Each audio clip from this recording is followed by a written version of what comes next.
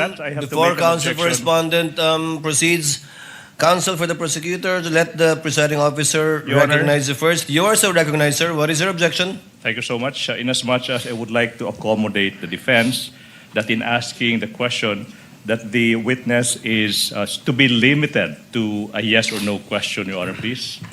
Unfortunately, Your Honor, please, that's not sanctioned in the rules. In There's Articles of nothing in our Partnership rules that would of MaxCore Interventures Co. You see that it states that it is the Articles of Partnership of MaxCore Interventures Co. Your Honor, may we allow Attorney Stephen Magallon to also approach the witness stand to peruse the document. And of course, at this juncture, Your Honor, please, I have to object. I have no question yet, Your Honor. Yeah, I am objecting to the witness being shown an articles of incorporation, a Articles of partnership of a partnership, Your Honor, please. Anyways, since the question has not been asked, I will... Let us wait for the question, counsel. In the meantime, the presiding officer allows counsel for the prosecutors to examine the document being presented to the witness. And Your Honor, for the reference of the senators, we are flashing this Articles of Partnership on the screens. Sir, please take a look at page 2 of these articles.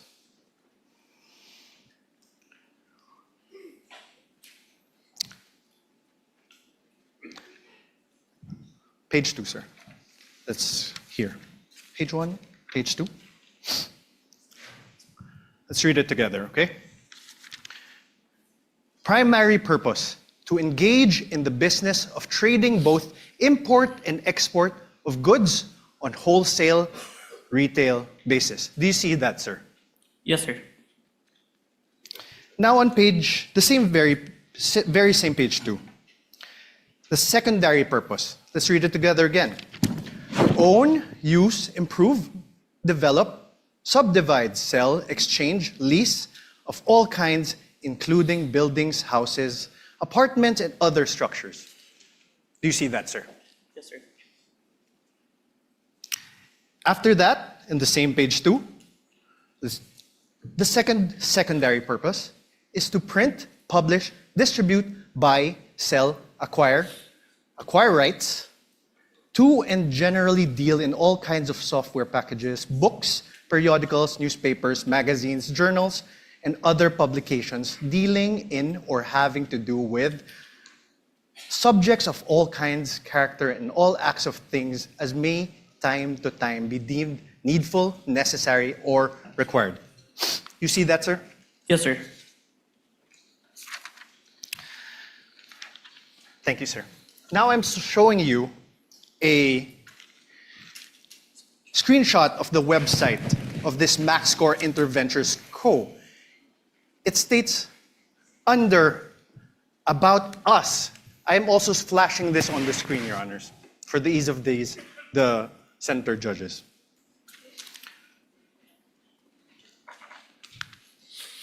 Your Honor, at this juncture, the prosecution will now manifest that there was no question propounded as to the presentation of the Articles of Partnership. And the counsel is now moving forward to the presentation of an alleged website. Therefore, it seems that the defense counsel is the one presenting the documents without propounding any question to this witness. Highly improper, Your Honor, please. Highly improper. The counsel should be asking question and not presenting document. You will have your turn when the defense team is allowed to present your evidence. 2 documents, no question yet. Highly improper, Your Honor, please. Again, I don't want to put the lawyer on the spot, but that is highly improper. Ask questions. Your Honor, I did ask questions. No, there was no question. Counsel- Can we ask that the transcript be read back? Counsel, kindly proceed. Thank you. Counsel for the prosecutors, with the understanding that Mr. Calilong is not testifying as to the truth of whatever counsel asked him or what he read, because clearly he's not competent Agreed, to Your Honor. testify as to the truth of what is contained in the Articles of Partnership. However, as to the fact that he read it and saw it, up to that extent, and the Senator judges are so advised as well. So ordered. You may proceed, sir. Thank you, sir. And I am on cross, Your Honor. Thank you. Sir, under the words about us, it says MaxScore Interventures has been established as a one-stop source of different products and services intended for both government and private institutions.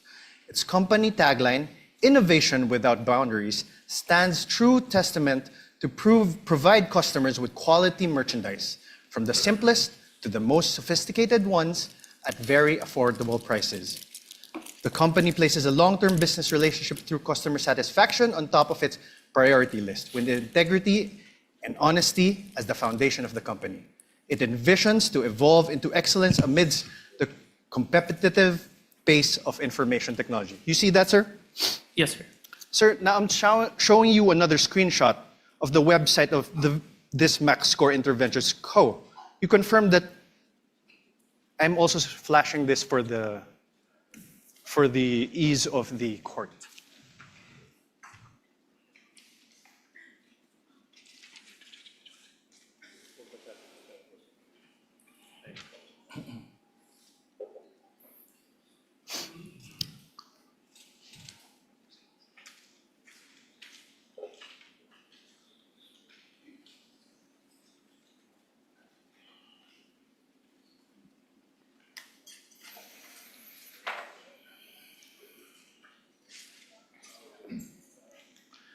Sir, At this point, Your Honor, please, allowed. The prosecution is allowed. Counsel for the prosecutor is recognized. Your Honor, not by way of an objection, but a manifestation, Your Honor, please. Your Honor, this is... Wait. I'm Before not done. that, I would like to object to your manifestation. Your Honor, there's no objection. Why is the Your Honor, prosecutor allowed to manifest during my cross-examination? Counsel Honor. for respondent, kindly wait for the presiding officer to recognize you. Thank you, Your Honor. What is the desire of the counsel for the prosecutors to I make would a what? like to put into record the simple fact, Your Honor, please, that basis has not yet been laid as to the presentation of these documents. He presented an articles of partnership and screenshots of websites without saying who took these screenshots or who, from where did the defense get the articles of partnership. That is only by way of manifestation. No need for the court to rule on that, Your Honor, please. Noted. Earlier ruling of the presiding officer stands. Counsel may proceed. Your Honor, may I respond? No need, counsel.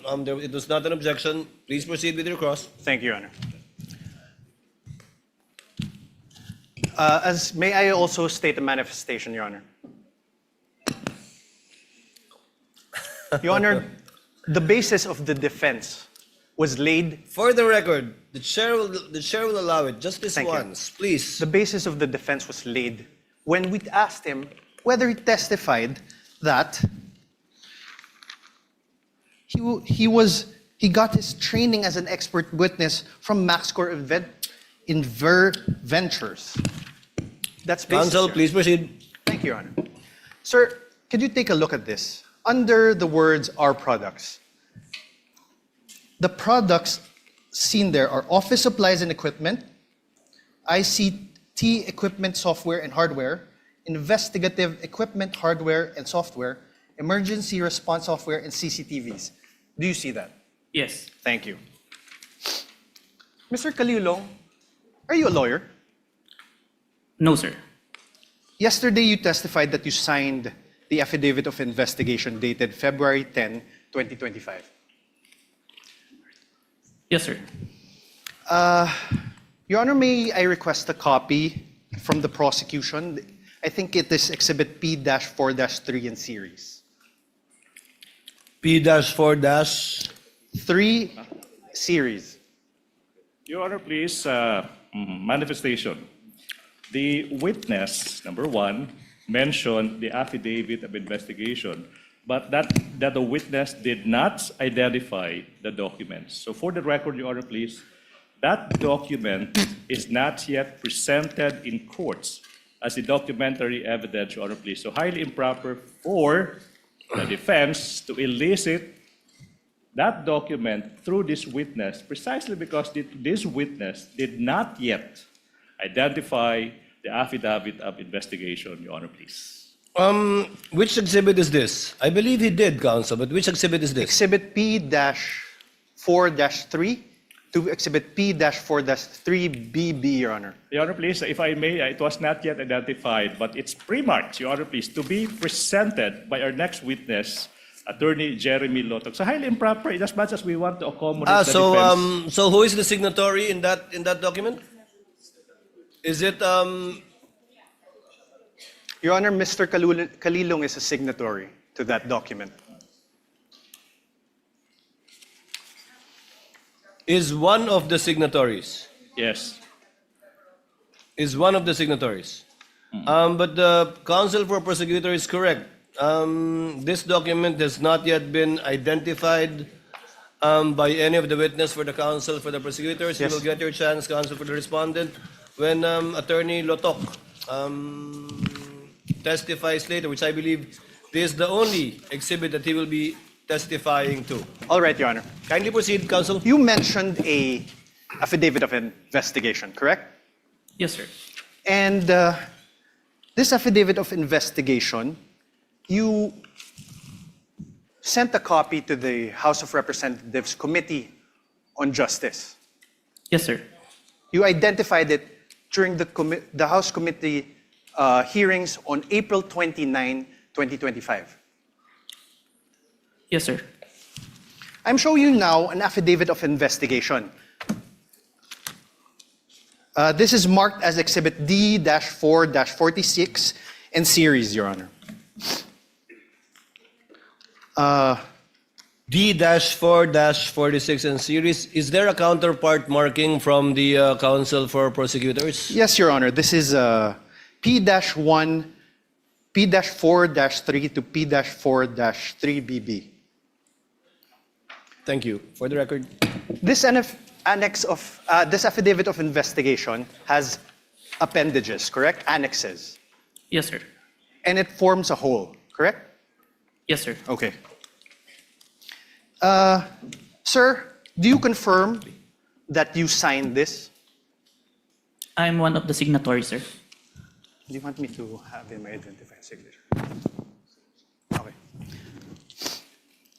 Your Honor, do you have here, sir? Kaso lang, sir, yung sinumpit mo po, I withdraw, Your Honor. Apart from this affidavit of investigation, dated February 10, are you aware if there is another affidavit of investigation executed by the NBI represented by the Cybercrime Division in relation to this case? This is the only one that we submitted, sir. No, executed, signed. Your Honor, My question is the defense executed. cannot argue with the witness, Your Honor, please. The witness would know how to respond, counsel. If he is not responsive to your question, do not argue with the witness. Yes, Your Kindly Honor. rephrase. Apart from this affidavit of investigation, are you aware if there is any other affidavit of investigation signed by the NBI represented by the cybercrime? Okay, at that juncture, I have to object. Vague, Your Honor, affidavit of investigation signed Related by the to this NBI. case, Your There could Honor. be thousands. Related of to this documents. case. If the witness knows, witness may answer. Is there any other affidavit of investigation executed by the NBI cybercrime in relation to this case, witness? As far as I remember, sir, this is the final affidavit of investigation, sir. Final affidavit. Are you sure, Agent? Let me remind you that you are under oath. Yes, sir. I have with me a certification, a DOJ certification, executed by J.V. Lawrence B. Bandung, Senior Assistant State Prosecutor J.V. Bandung. For the record, Your Honor, this is Exhibit D-4-29 for the defense. Do you see this, sir? Yes, sir. This certification dated February 5, 2025, states, and I quote, the complaint referral does not contain all the necessary evidence to prove the essential elements of the crime. Therefore, it is recommended that the same be first referred for case buildup. Do you see that? Yes, sir. Now below that, in the second page, below that, under the word notes, number 1, therefore, states, and I quote, that there is no... May I have this flashed on the screen, please? For the ease of the court. So the Honorable Court can follow. Under notes again, sir. For the record, Your Honor, we are flashing the certification on the screen. Under notes, sir, number 1 therefore states, and I quote, there is no affidavit of the persons who recorded the video entitled VP November 23 Press Con at Batasan through open broadcast software OBS and in turn stored it in a digital video disc. Do you see that, sir? Yes, sir. Let's go to page 2. On paragraph 7, it states, and I quote, one of the elements of the crime of grave threats is that the offender threatens another with infliction upon the latter's person, honor, or property, or upon that of the latter's family of any wrong amounting to any crime. In the instant complaint, only the NBI executed an affidavit and there was no participation on the part of the offended parties, as it appears. NBI is not the offended party for the crime of grave threats. Do you see that? Yes, sir. Above this, in paragraph 6, it states that, and I quote, only the minutes of the meeting with several personalities and representatives from various media outfits were submitted. And although the minutes were signed, there was no individual affidavit executed regarding the contents of said minutes. Do you see that, sir? Yes, sir. On paragraph 5, it states that, and I quote, the affidavit of one Patria Morales mentioned that she stored these footages in a USB and submitted it to the NBI. However, there was no USB attached to the complaint, only a DVD was attached. There was no detail regarding the contents of this DVD. Do you see that, sir? Yes. On paragraph 4, it states, and I quote, Annex L did not indicate who made such TSN. There was also no affidavit of the person who made the TSN. Do you see that? Yes, sir. On paragraph 3, it states that, and I quote, Annexes I and K, open parenthesis, DVDs with markings NBI-CNN-C-2412-43-6-2 and NBI-CCN-C-24-12-436-2, close parenthesis, were not accompanied by an affidavit of the record and TSN, also affidavit of the one who will execute the TSN. Yes, sir. On paragraph 2, it states, and I quote, the press briefing conducted on October 18 was not recorded and or stored in the DVD, no video submitted, and there was no TSN of the said briefing and the necessary affidavit of the person taking the CSN. Yes, sir.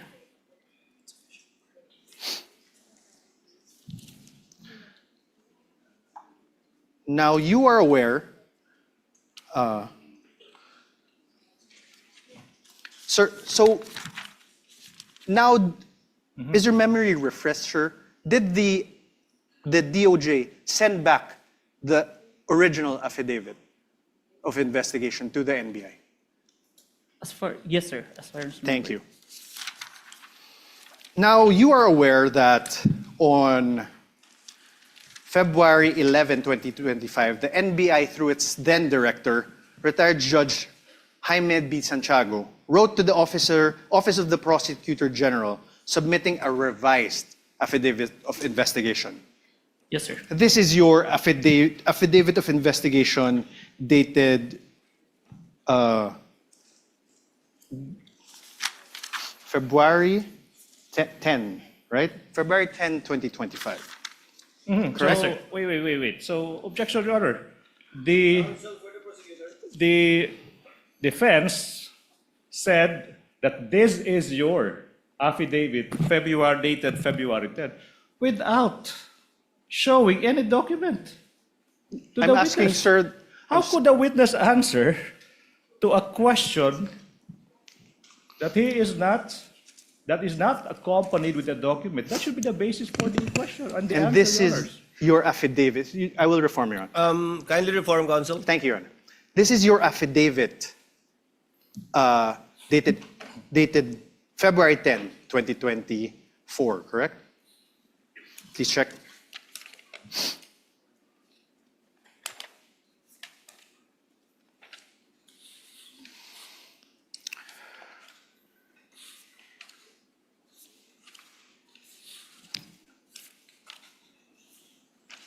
Sorry, sir.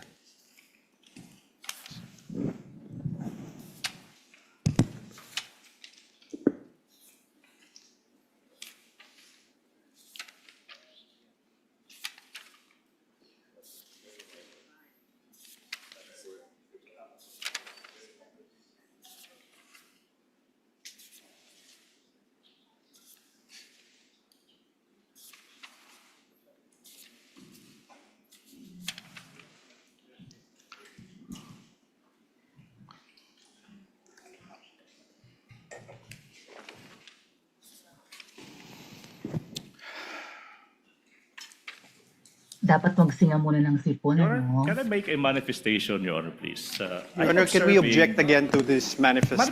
Manifestation. I will not even object. I'm being generous. Your Honor, Counsel, wit- let's wait for the witness to review it. It's a voluminous document. And Ano, the signature is on the last page.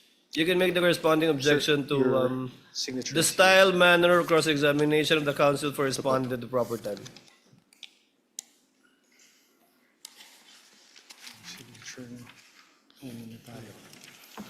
And po.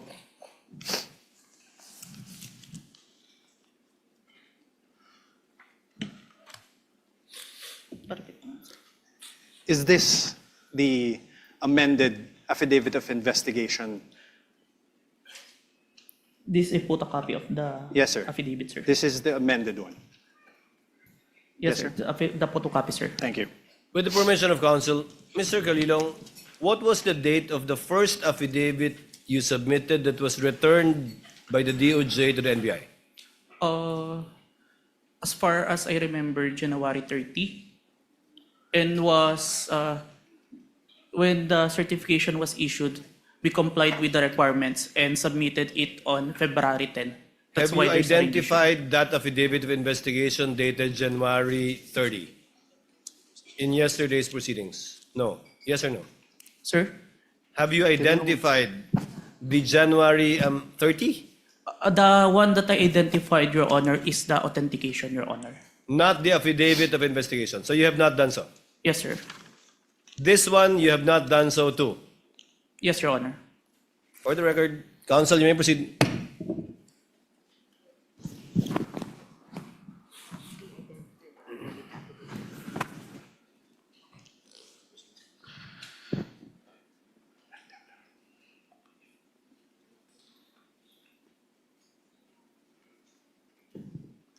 I'm showing you now a letter dated January 30 from the former NBI Director Jaime Santiago.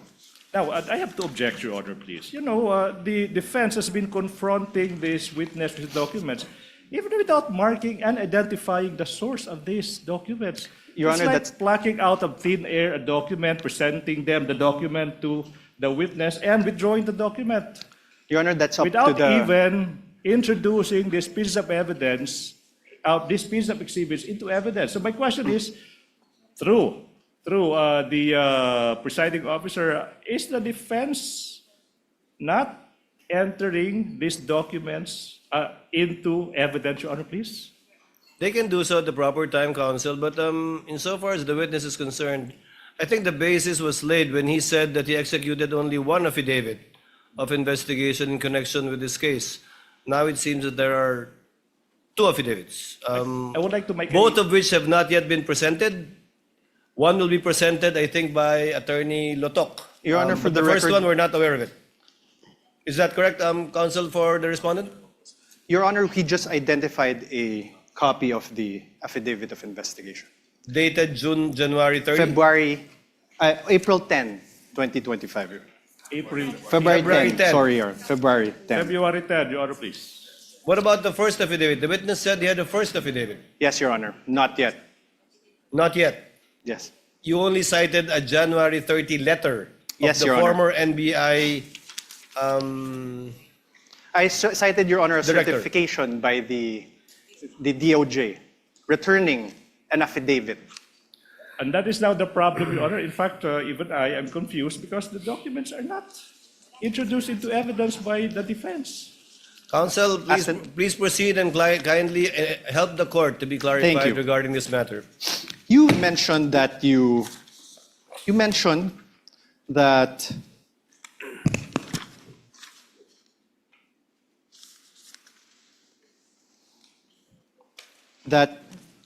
you were aware that the then director, retired Judge B. Santiago, wrote to the office of the Prosecutor General submitting a revised affidavit of investigation on February 11, 2025. I'm showing you now that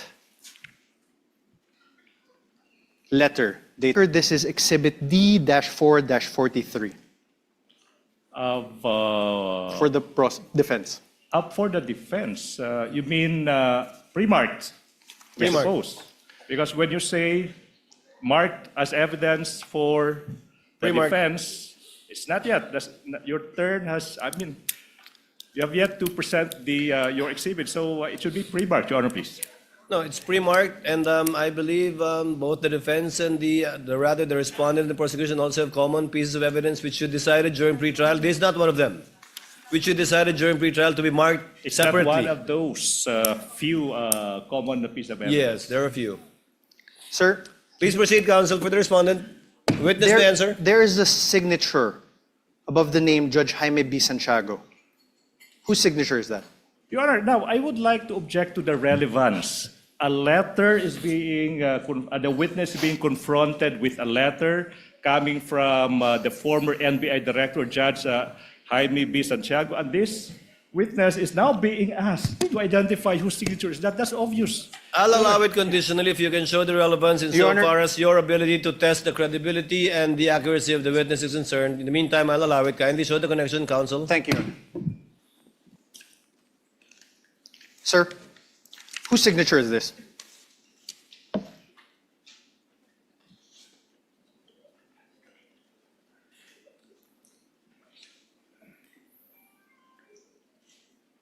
As far as I remember, signature of Director Santiago, sir. Thank you. On the last line of the letter, on the fourth page, sir, please take a look.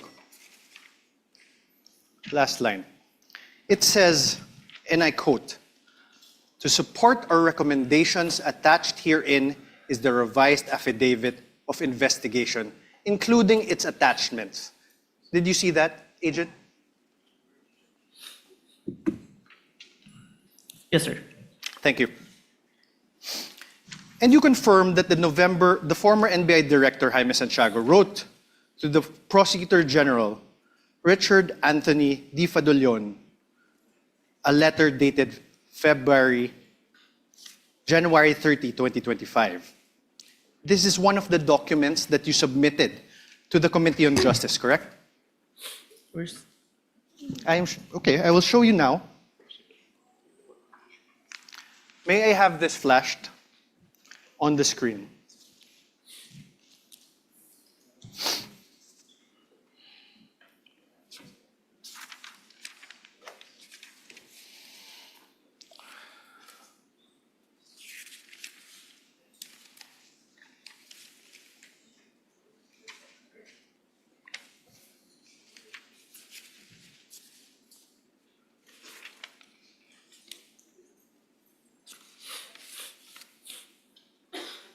Do you recall this document?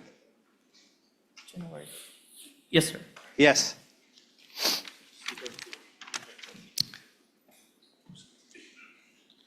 January 30, 2025 is a date earlier than February 10, 2025, correct? Yes, sir. Your Honor, As an Counsel for answer, the Your Honor. prosecutor.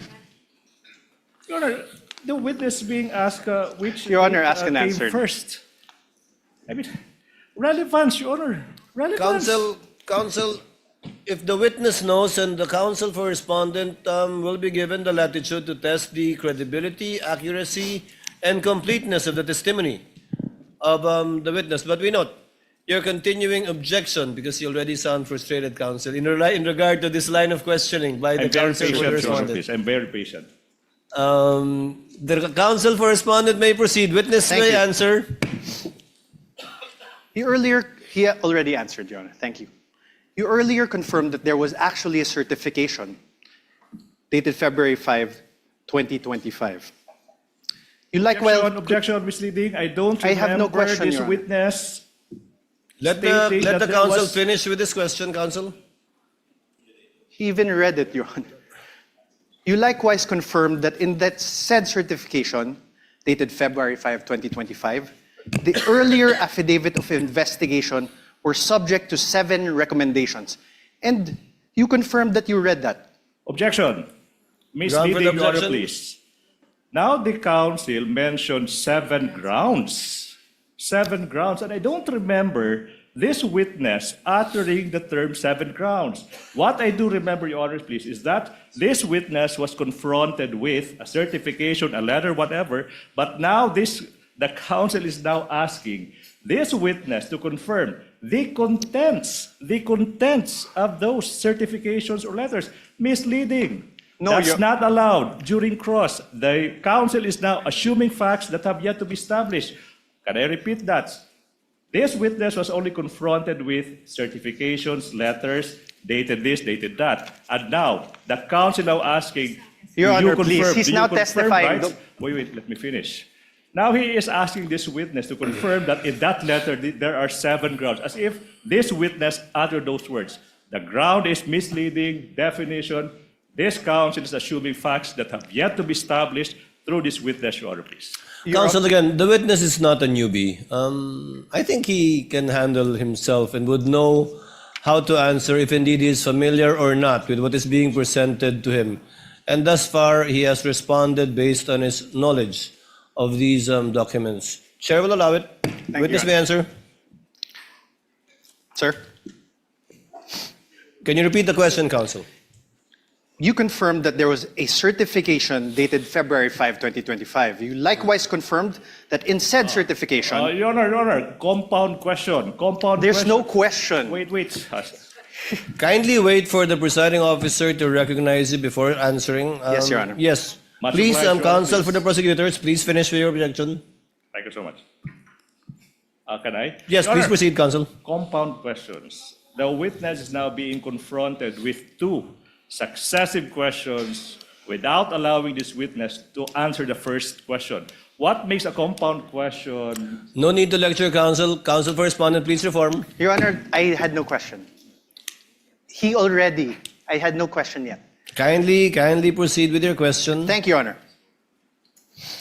The earlier affidavit of investigation was subject to 7 recommendations from the DOJ Vague, Your Honor, for please. case build-up. Objection, vague. The earlier investigation, which investigation is the counsel referring to? We already Objection, vague. We already established, Your Honor, there was an earlier one. This is the- Overruled again. The witness is competent enough to testify. Overruled. Witness, kindly proceed with your question, counsel. Yes. In the revised affidavit of investigation dated February 10, 2025, that you identified, despite DOJ's recommendation number 6 that you earlier read, Objection, Your Honor, there, objection. Sir, Your Honor, I'm not If yet the finished. ground is Can we already- wait for the counsel to finish with this question, counsel, please? Okay, Your Honor. The question, Sir, there were still no affidavits of the journalists from the media outlets in your affidavit of investigation dated February 10. Witness, not answer first. Objection, Your Honor, please. Misleading. Why is The- it misleading, counsel? The counsel said the earlier affidavit of investigation. In fact, Your Honor, please, he referred to the February 10 investigation. That's not the earlier investigation. That is the final affidavit investigation submitted to the DOJ. Misleading, misleading, Your Honor. Your Honor, The presiding officer will ask the question. Mr. Witness, did you attach the said affidavits revised, right? of the two witnesses that viewed the video of the Vice President in the February 10 affidavit? Yes, sir. Let me qualify my answer in number 6, sir. You may do so.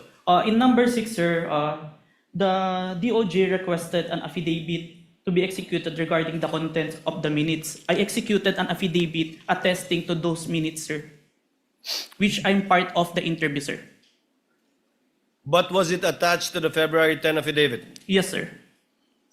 Counsel for the respondent, your witness. thank you. Sir, but there are no affidavits of the journalists from the media outlets, correct? My question is not found there, Your Honor. Oh, Your Honor, please. My question is I mean, not Your found Honor, there. okay, wait. The counsel is confronting the witness with a document, and he propounded I questions, was and then not- he asked another question, and he took the document away. What's Your the Honor, purpose of that? I was Objection, not- Your Honor, please. My question is plain, Your Honor. Let the Do you- witness peruse the document you presented him with. Let My- him answer that through the document. My question is plain, Your Honor. Your Honor, a witness should be allowed to peruse the document I am that he not- was confronted with. Counsels, please. Witness, I think the witness understood the question. Mr. Calilong, you may answer if you understand the question. I will repeat the question, Your Honor. Kindly repeat, counsel. Thank you, Your Honor. There is still no affidavits of the journalists from media outlets appended on your revised affidavit of investigation, sir. May I qualify my answer? No, sir. Oh. Just answer a yes or no. Kindly look at the document presented to you. On redirect, counsel can make you explain the disparity, if any. The question is simple. Are the affidavits attached to the affidavit of investigation?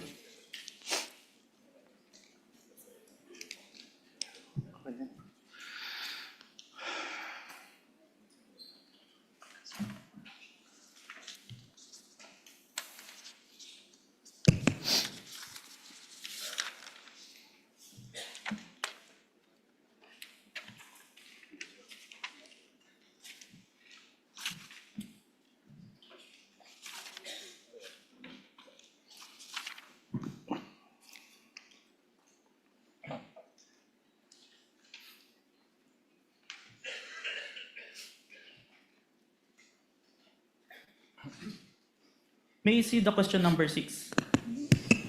Your Honor, my question does not relate to question number Kindly 6. show the witness, counsel.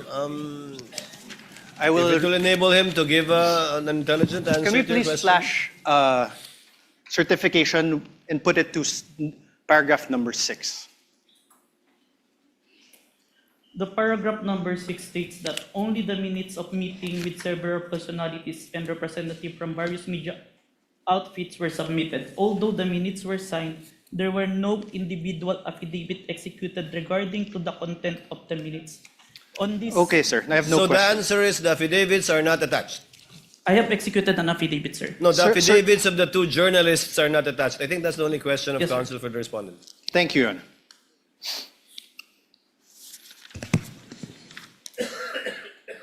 Instead, sir, as you confirmed, what you appended to the affidavit of investigation are affidavits of NBI agents, correct? Yes, sir. Not the journalists who were present The one who during interviewed. the November 23, 2024 press conference. The one who interviewed, sir. Yeah, the one into it. Not the journalists. Yes, sir. Ask and answer, Your Honor. Sir, in the revised affidavit of investigation dated February 10, 2025 that you identified, despite DOJ's recommendation number 7, can we show again DOJ recommendation number 7? In the certification dated February 5, 2025, it is still the NBI Cybercrime Division that is the complainant. I believe this is answered on the letter of the director, sir. Sir, my answer is answerable by yes and no. The complainant is still the NBI Cybercrime Division. Yes, sir. Thank you. The supposed offended parties in this case would be President Bongbong Marcos, Yes, sir. the First Lady Lisa Marcos, Yes, sir. the former Speaker of the House Martin Romualdez. Yes, sir. Record the affidavit of investigation. Sir, did you attach to that affidavit of investigation dated February 10, 2025, an affidavit of the President Marcos? Only the responses, sir. Sir, listen to my question. That's Did the you- answer. Your Honor, he did not answer, so I am entitled to That's ask his again. answer. Not responsive. The question was, Mr. Witness, did you attach the affidavit of President Marcos to the February 10 affidavit? No, sir. Did you attach an affidavit of the First Lady Lisa Marcos on your affidavit? No, sir. Did you attach an affidavit of former Speaker Martin Romualdez on your affidavit of investigation? No, sir. To your knowledge, if you know, sir, did President Marcos file any criminal complaint against Vice President Sara Duterte as a result of the November 23, 2024 online press conference? He made a statement. No, sir. My question is, if you know, did the President file any criminal complaint against the Vice President? I have no personal knowledge, sir. Did the First Lady Lisa Araneta Marcos file any criminal complaint against VP Sara? I have no personal knowledge. How about the Speaker Martin Romualdez? Did he file any criminal complaint against VP Sara as a result of the November 23, 2024 online press conference? I have no personal knowledge. Did you really investigate this case? Oh, Your Withdrawn, Honor, Your Honor. argumentative, Withdrawn. Your Honor, please. Withdrawn. Did you really investigate Withdrawn. this? How about Question the has been Speaker withdrawn. Martin Romualdez? In other words, sir, the alleged offended parties were not included as complainants in the case you filed with the Department of Justice. Yes, sir. Thank you. Based, Thank you. And despite the fact that the NBI Cybercrime Division did not comply with recommendations number 6 and number 7 in the certification dated February 5, 2026, it nevertheless filed the revised affidavit of investigation dated February 10, 2025 that you identified today. can I qualify my answer, sir? No, sir. Just answer with a yes or no. Witness may be allowed to answer according to how he wishes to explain. You may proceed, Mr. Witness, to answer. Yes, sir. Thank you, Your Honor. For this case po, we complied with the requirements of the DOJ. That's why we secured a second certification wherein our documents is enough for preliminary investigation, sir. Okay. Thank you. And this certification is a certification dated February 5, 2025, correct? Kindly show the witness a This document. is not the new certification, sir. Oh, sorry, sir. So, apologies, Your Honor. February 11. Yes, sir. This was also executed by Senior Assistant State Prosecutor J.V. Lawrence B. Bandong, correct? Yes, sir.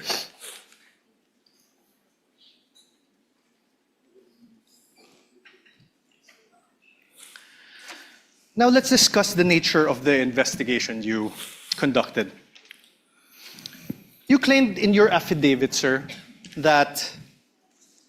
affidavit of investigation, that the NBI began its investigation into the VP's remarks because it was directed by the DOJ to do so. Motu proprio and directed, sir. Okay. Do you understand what you just said, sir? Oh, Yes, sir. oh. Can I I'm object asking, to that, sir. Your Honor, please? I'm asking, sir, it makes sense, Your Honor. Argumentative counsel, move on. Mutu proprio, sir, means, Oh, no, objection. You cannot lecture, counsel. This is sir, what does cross-examination. you mentioned mutu proprio. What does it mean? Even without a complainant, we started the investigation, sir. Are you sure, sir? Oh, argumentative. Are you sure, get- sir? Move on, Are counsel. you sure, move on. sir? How?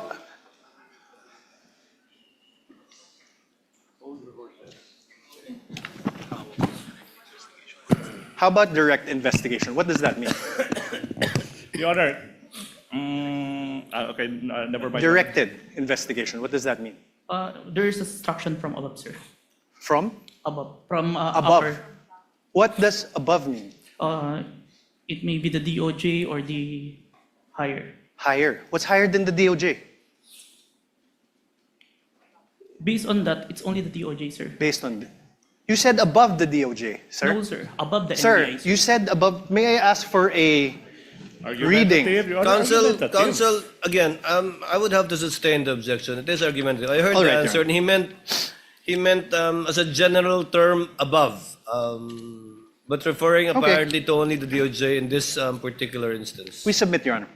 Please proceed. You confirmed that the NBI Cybercrime Division is the complainant in the case against the Vice President, and that the DOJ filed this with the NBI filed this with the DOJ. Objection, compound, No, Your Honor. That's a no compound question, Your Honor. That was just a statement. Counsel, Oh, kindly wait. exactly. Your Honor, a He's laying statement. the basis for a question. Go to your question, counsel. Sir, the NBI, of course, you're from the NBI, is under the Department of Justice. Yes, sir. Your Honor, we can take judicial notice of that. We Your cannot- Honor, if I'm on cross, Your Honor. I know, but I'm on sir, cross. there are things that No. will not be discussed. Your Honor, please. Counsel- Can I, Your Honor? Your Honor, please. Counsel, let's give him some latitude. Although secret- Much obliged, Your Honor, much although we obliged. can take judicial notice of that, it's part of his cross-examination. Yes, thank you, Your Honor. The Secretary of Justice is meanwhile the head of the DOJ, correct? Yes, sir. The Secretary of Justice exercises control and supervision over the NBI. Yes, but even No, without- no more questions. The witness Yes is or no, answering. Mr. Witness? If you know. Can you repeat, sir? Mr. Witness? The Secretary of Justice exercises control and supervision over the NBI. Yes or no? We are under, sir. But we're independent. So you do not know. Oh, Your Honor, that's sorry. argumentative. So Sir, you are do you- not know? All right, Your Honor. Are you aware of Book 4, Chapter 8, Oh. Supervision and Control of the Admin Code? Your Section Honor. 39. Your Honor, I have no Your Honor. question yet. Yeah. Please. Yeah. Section Counsel for the 39. prosecutor, let the counsel for respondent finish his question. Yes, Your Honor. Section 39 thereof, Secretary's authority. The Secretary shall have the supervision and control over the bureaus, offices, and agencies under him. Supervision and control. Sir, my question is this. Is the NBI, the National Bureau of Investigation, under a bureau under the Department of Justice? Yes, sir. Thank you. And, sir, the President has control over all executive departments, correct? I believe so, sir. The DOJ is one of those executive departments, correct? Yes, sir. And the current President is Ferdinand Marcos Jr., correct? We agree to that. That's judicial notice. Your Honor, please. Yes There's or no no? other Yes. president. We Oh, only he have answered one already, Your president. Honor. Already asked and answered. The head of the executive branch is President Ferdinand Marcos Jr., correct? Yes, sir. The very same Ferdinand Marcos Jr., who you said was an offended party in the case against Vice President Duterte. Yes, sir. So, in other words, the NBI investigated and filed the complaint. The DOJ directed the investigation and will determine whether the case should proceed to court. And the alleged offended party, President Marcos, is the constitutional head of the executive branch, Objection. exercising control over both the DOJ and the NBI. I Your Honor, withdraw, Your Honor. I withdraw. I withdraw, Your Ground is the Honor. ground I is- withdraw. Oh, Your Honor. It's even more compound question. Nothing to object asking to. several Withdraw, subject Your Honor. matters. Withdraw. Withdraw. Counsel, move on. Withdrawn. Sir, you testified earlier that you investigated the Vice President in relation to the press briefing that she conducted on November 23, 2024. Yes, sir. This investigation by the NBI Cybercrime Division was started after the conduct of the November 23, 2024 press briefing of the Vice President, correct? Yes, sir. So basically, to put it simply, the investigation was done after the supposed incident on November 23, 2024. The same day, sir. The same day, but after. Oh, Your Honor, the same day then after. Same, not could it be responsive, Your Honor. Counsel, After. clarify your question. Same day, The same day. investigation was done after, later than, the supposed incident on November 23, 2024. Yes, sir. Thank you. You mean to say later that day? Yes, Your Honor. Because how can you investigate something that hasn't happened yet? Correct. Yes, Your Honor. Please proceed. Sir, you're not one of the participants of the press conference on November 23, 2025, correct? Yes, sir. So you do not have personal knowledge about what transpired during that press briefing, correct? It was live streamed, sir. You did not watch that live stream, correct? In It was- real time. Yes, sir. You only acquired knowledge about it when you started investigating later that day. Yes, sir. You also do not have personal knowledge of the alleged threats made by the Vice President during that press briefing, sorry. After the press briefing. After. You only acquired knowledge about it when you started investigating. Yes, sir. You also do not have personal knowledge of the alleged assassin that was allegedly hired by the Vice President. It came to my knowledge upon... Personal knowledge, sir. No, sir. Now, during your testimony yesterday, you mentioned that during your investigation on the November 23, 2024 press briefing conducted by the Vice President, you preserved a copy of said press briefing through open source investigation, correct? Preserve a copy through Open Broadcast Software Studio. Okay, thank you for the correction. One of the videos that you were able to preserve in relation to your investigation is the screen recording of the November 23, 2024 press briefing conducted by the Vice President, right? Yes, sir. Your Honor, may I move that the very same USB be unsealed and shown by the prosecutor's Exhibit P-4-10 be unsealed and shown the witness.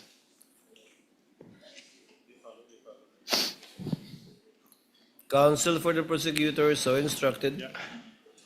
Thank you, Your Honor.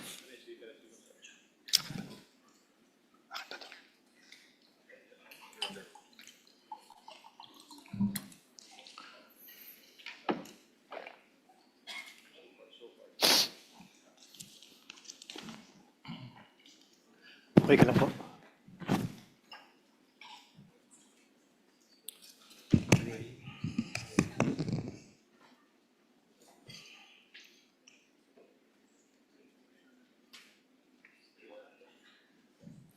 Wait lang.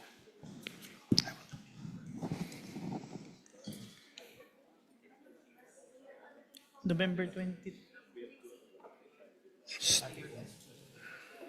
This is Exhibit P-4-10, I believe.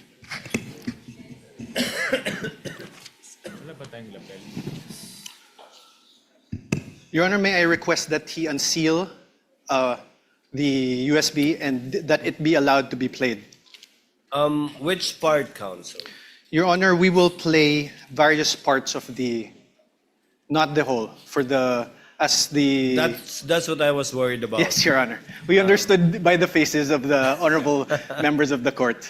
So you will we will just play parts. Yes, Your Honor. Of it, and you identified, I presume, the time stamp. Yes, we have, Your Honor. I will get to that. Witness may open the seal, Thank you, Your Honor.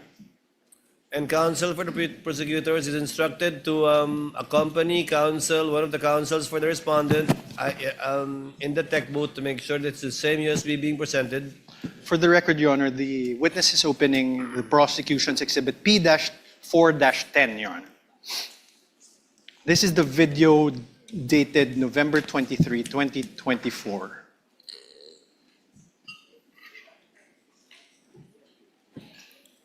I have unsealed the flash drive, sir. Counsel this with understanding, okay, very much like yesterday, that this USB will again be sealed and signed by both parties. Yes, Your Honor. Your Honor, may we request that this be played? Here, brother. Sorry. Counsel for the prosecutors kindly accompany a representative from the counsel of the respondent to the tech booth to make sure the same USB to be played. Kindly just guide us through, Counsel Attorney Narvaez, as regards to timestamps. Thank you, Your Honor. I will. Please don't forget your promise that it's not going to be the whole 2 hours. Yes, Your Honor.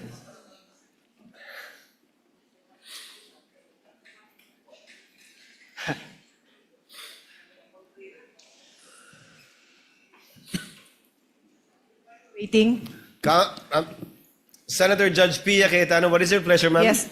If it's possible, Mr. President, if our secretariat can install a monitor here because magkaka-stiff neck na po ako watching this. And it really doesn't look nice that I'm slouched there looking this way. So, and then this one here is a little bit, not for videos, but for the copies of affidavit, it's quite difficult. So if they can put one here, Secretariat, the others want another, but I can speak for those in the front row we would like to request. Thank you. the clerk of court rather is instructed to kindly install a TV monitor in front of the tables of the counsel for the parties instead of at the witness stand, both sides.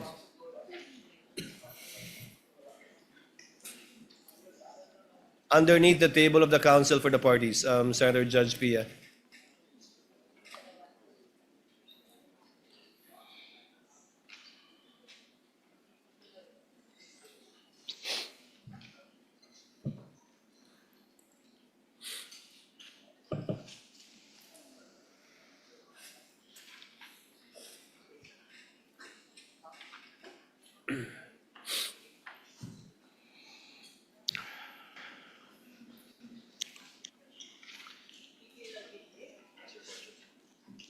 Counsel, for the record and for reference, kindly identify the timestamp that you will be playing. I presume in chronological order.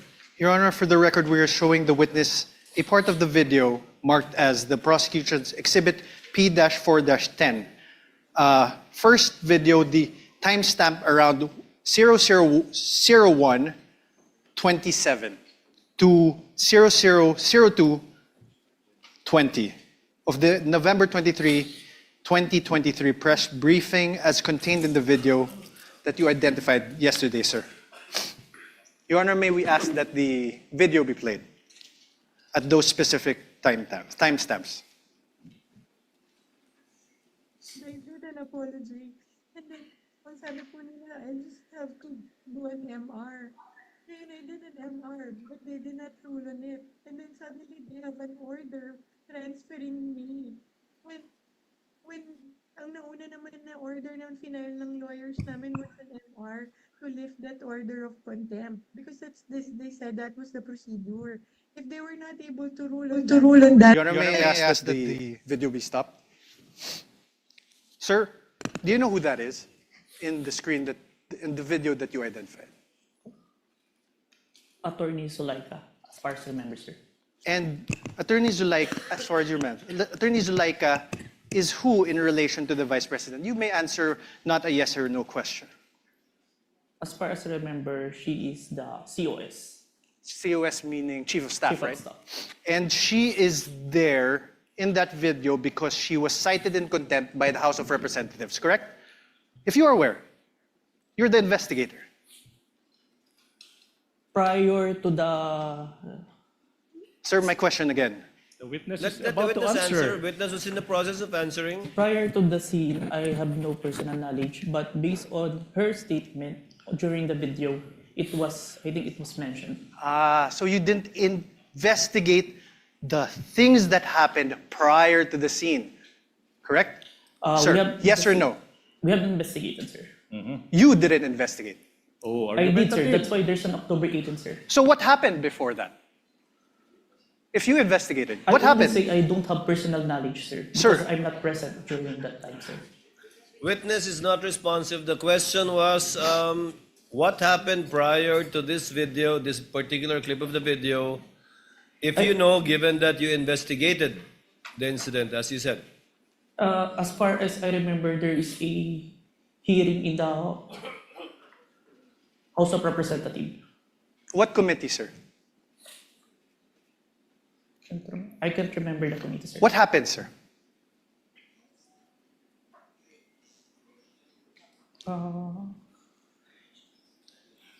COS was cited in contempt, sir. By who, sir? I can't remember the exact, sir. But you investigated. I withdraw, Your Honor. Can we play, let me show you timestamps around 002832 to 002933. This is the same prosecution's exhibit P-4-10 that is the video you identified yesterday. Your Honor, may we request that that video be played? Hindi ako lalabas. Hindi ako lalabas. Pwede magtanong. And sorry, just very quickly, Jason, if I may. Sorry. Go ahead. So after you pushed back attorney, they left the room, no? Tama ba? Did they appreciate that that detail accurately? Because I think alam din naman nila na mali yung ginagawa nila. You don't put people in the dead of the night. What is that? It served, di ba? Business hour. I mean, official business hours. Because hindi naman po ako criminal eh. I am not a criminal. I am already here in their facility. I have assured them already that I will attend their hearing on Monday. So why will they treat me like that? So that's why I said I want my lawyer. I want my lawyer. Stop, please. Sir, did you consider this in making your evaluation in the revised affidavit of investigation dated February 10, 2025? Yes, sir. Thank you.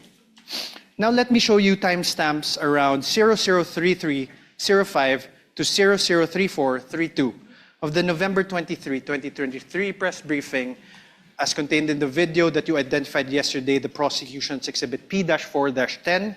Your Honor, may we request that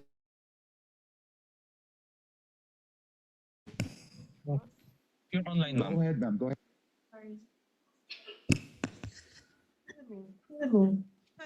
I would not have pushed that bed by myself if I did not feel that I was being threatened. My life is being threatened. And I'm sure you saw in the hearing that my back hurts. I cannot lift everything. I cannot. But dahil natakot ako, I feared for my life. I really pushed that myself. Because hindi lang to harassment. This is really a threat to my life. They gang up on you in the middle of the night. Huh? How is that done? Isn't that a threat to my life? Alam nila na I'm sick. I have said that repeatedly when the doctor came here. Stop. Thank you. Sir, did you investigate the threats to Attorney Zulaika's life? We need a complaint for this one. That's why Yes or no, sir? Did you investigate? we did not, because there's no You did not. complaint. Okay, thank you. The motto pro. No question, sir. If the witness may be allowed to answer, Your Honor? I had no question. Already answered. Did you consider this part in making your evaluation in the revised affidavit? Asked and answered. He said This is yes a different earlier. part, Your Honor. This is a There's different part. Did you Witness may consider answer. this part in your evaluation in the revised affidavit of investigation dated February 10, 2025? Yes, sir. Okay, so despite considering these parts of the aforesaid videos, the NBI still recommended the filing of complaints for grave threats and inciting to sedition only against the Vice President. Yes? May I qualify my answer, sir? No, sir. Yes or no? There's a reason why Sir, your counsel may ask you questions. This is my turn. Proper Sir? subject matter for redirect.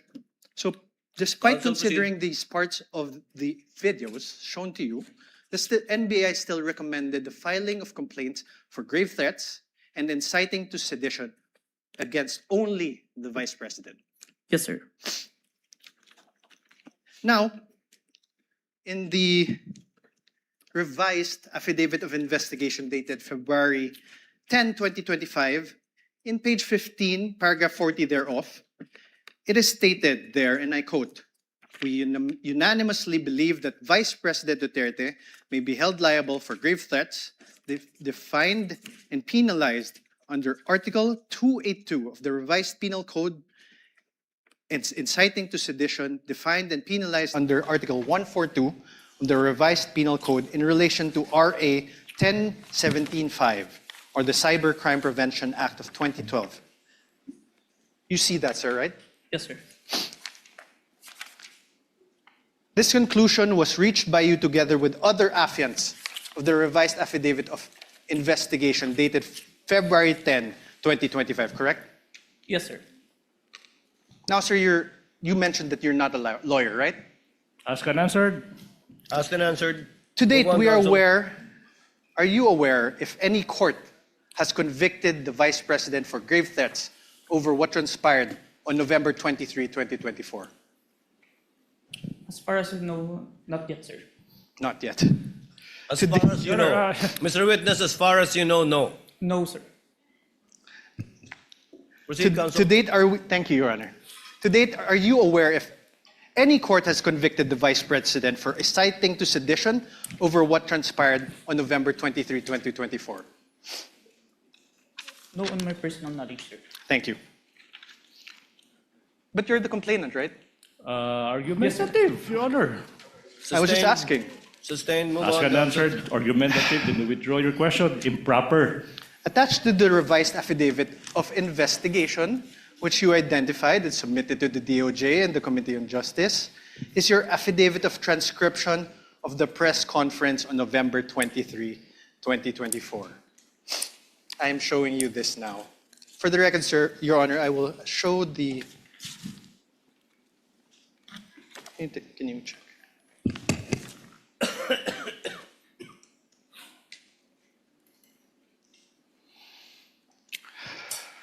Sir, please take a look.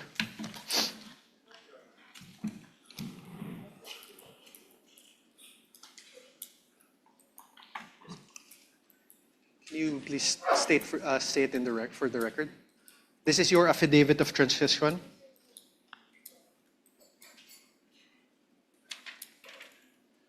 Yes, sir. This is a photocopy of my affidavit of transcription, sir.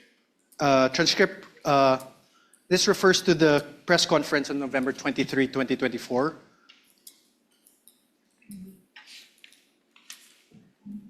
Yes, sir. You signed this on December 20, 2024. Yes, sir. Sir, please take a look at your paragraph 2. Let's read it together. In relation to the ongoing investigation, the undersigned was tasked to transcribe the screen-recorded video of the press conference of Vice President Sara Duterte on 23 November 2024, which was saved on a DVD. You read that, sir? Yes, sir. On paragraph 3 thereof, let's read it together. Undersigned transcribed the video mentioned above which resulted in a CCD transcript hereto attached. Yes, sir. You read that, sir? And 4, I hereby certify that the above-mentioned digital evidence has been faithfully transcribed and that has not been edited, altered, or changed in any way. Did you read that, sir? Yes, sir. And I am, on number 5, paragraph 5, I am executing this affidavit to attest to the truth of the foregoing facts and circumstances and for whatever legal intent and purpose it may serve. Yes, Did you read that, sir? Yes, sir. These statements of yours, this affidavit of yours, these were all done under oath, correct? Yes, sir. And you were offered as an expert in digital forensic examination with a whopping 2 weeks of training. Do you confirm that that transcription of the screen-recorded video of the press conference of VP Sara Duterte on the 23 November 2024 has been faithfully transcribed? I don't remember that I was introduced as expert, but a competent witness. Okay, sir, but my question is, the press conference of VP Sara Duterte, the transcription of the screen-recorded video of the press conference of VP Sara Duterte on 23 November 2024 was faithfully transcribed by you. Yes, sir.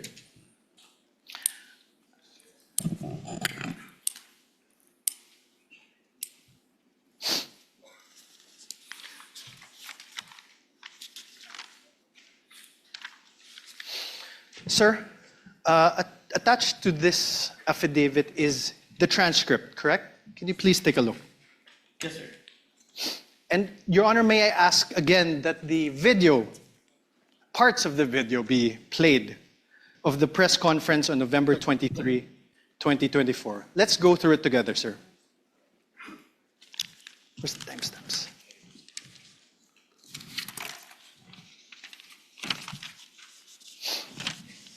First, let's go to around timestamp 00446. Your Honor, may I request that the video be played? Sir, please. Steps after this order, are you going to file? Are you going to trigger na po ba, ma'am, the filing? I am not leaving this room. I am a here in the House of Representatives detention facility for 5 days until the hearing on Monday. Nobody can just come in here and demand to transfer me in the middle of the night. I have my right. Okay, ma'am. Any crime. I am not leaving this room. Stop. Okay po, ma'am. Yun lang po, ma'am. You heard that, sir? Do you want to repeat it? I heard it. You heard it. Sir, in the first, you see also where that part is? Can you see it? Start with the question with Red Mendoza, sir. Okay, after the Zuleika Lopez. Did you hear that? Yes, sir. Okay. Mr. Witness, kindly speak to the mic. Yes, sir. Yes, Your Honor. You heard, she said, I am not leaving this room. I am a detainee here in the House of Representatives detention facility for 5 days until the hearing on Monday. That is the first sentence, sir. My question is this. Does your transcript have the words a detainee? Can you repeat the video, sir? Okay, let's do it. Please repeat. Please play for the video Mike is again, please. instructed to kindly play the video timestamp identified by counsel for respondent. You're going to trigger na po ba, ma'am, the filing? I am not leaving this room. I am a here in the House of Representatives detention facility for 5 days. That part that the detainee is inaudible, the only I heard. That's You why. heard the, correct? Yes. Are the words or the sounds the there? Here. Huh? Here. Yes. Here. Okay. Please play. How about the last part of the paragraph? She said, I have my rights. I am not accused of any crime. I am not leaving this room. Does your paragraph in your transcript have the word accused after not? Can you play the video, sir? Please play the video again. Speak to the microphone. Tech is instructed to play the video. Witness is instructed to speak to the mic. Demand to transfer me in the middle of the night. I have my rights. I am Okay, not ma'am. accused of any crime. I am not leaving this room. More. Play, please. Okay po, ma'am. Yun lang po, ma'am. Thank you po, ma'am. Wait. Yeah. Back. Any other question? 0446, please. I'm sorry, ma'am, kasi I understand, ma'am. Ma'am, this is my last question, and I'm very much sorry. I'm triggered na po ba, ma'am, the filing? I am not leaving this room. I am a here in the House of Representatives detention facility for 5 days until the hearing on Monday. Nobody can just come in here and demand to transfer me in the middle of the night. I have my rights. I am Okay, not ma'am. accused of any crime. I am not leaving this room. Stop. Okay po, ma'am. Is the word accused in your transcript? What I heard is root, sir, The root of any crime. of any crime. Yes, sir. Let's play 001238. Can you please go to 001238? Sinabi nila sa iyo. Yung contempt. Diba? Sinabi nila sa iyo, isip namin yung contempt. Ipropose mo yung apat. Sabi nila, Sa akin, if you notice, if you were in the hearing, diba? Sinuspend po ng Chairman Chua Wait, yung stop, please. Your Honor, please. see Now, I'm now registering my objection as to the relevance, Your Honor, please. If I may explain, Your Honor, of this line of questioning, Your Honor, please, if I may. Counsel may explain his objection. Your Honor, Yung please. sa akin. This witness already identified the video containing the contents of that press conference on November 23, 2024. And the counsel is see now my transcript? confronting No one- this witness whether there are minuscule portions of the 2-hour video, like detainee, accused, whether this appear in the transcription. Now the question, the basis for the objection is irrelevant. How can it be relevant? How can it be relevant, assuming but not conceding that these two minuscule words, detainee and accused, are not reflected in the transcript, when in fact this witness said he investigated not only on the basis of the transcript, but on the basis of the video that he himself viewed? What's the relevance? Overruled, part of cross to test the accuracy and the truthfulness of the witness insofar as his transcription of the video is concerned. Thank you. Counsel may proceed. Thank you. Please play again 001238.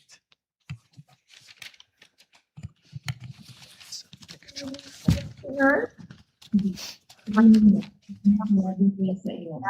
Remitly yung contempt. Diba sinabi nila sa iyo, namin yung contempt.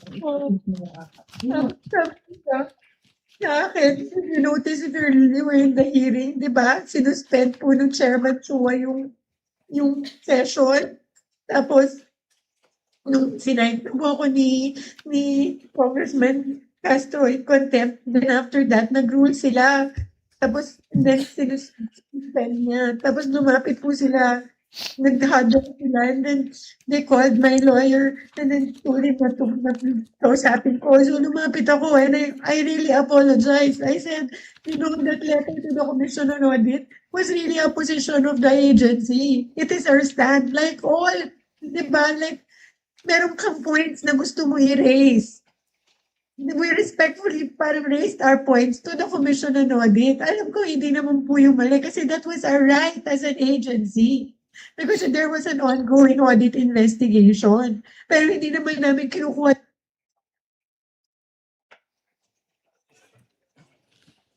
Narinig mo ba? Narinig mo? Did you hear the Vice President speaking?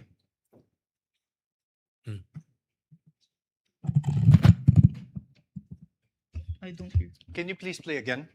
Mr. Kalilong, you're reminded, please answer I don't hear, through the sir. microphone. Can you please play it again?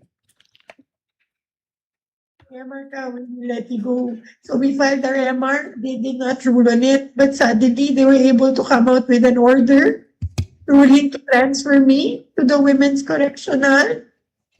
Sinabi nila sa iyo. Remitly yung contempt. Diba sinabi nila. There. Did you hear that?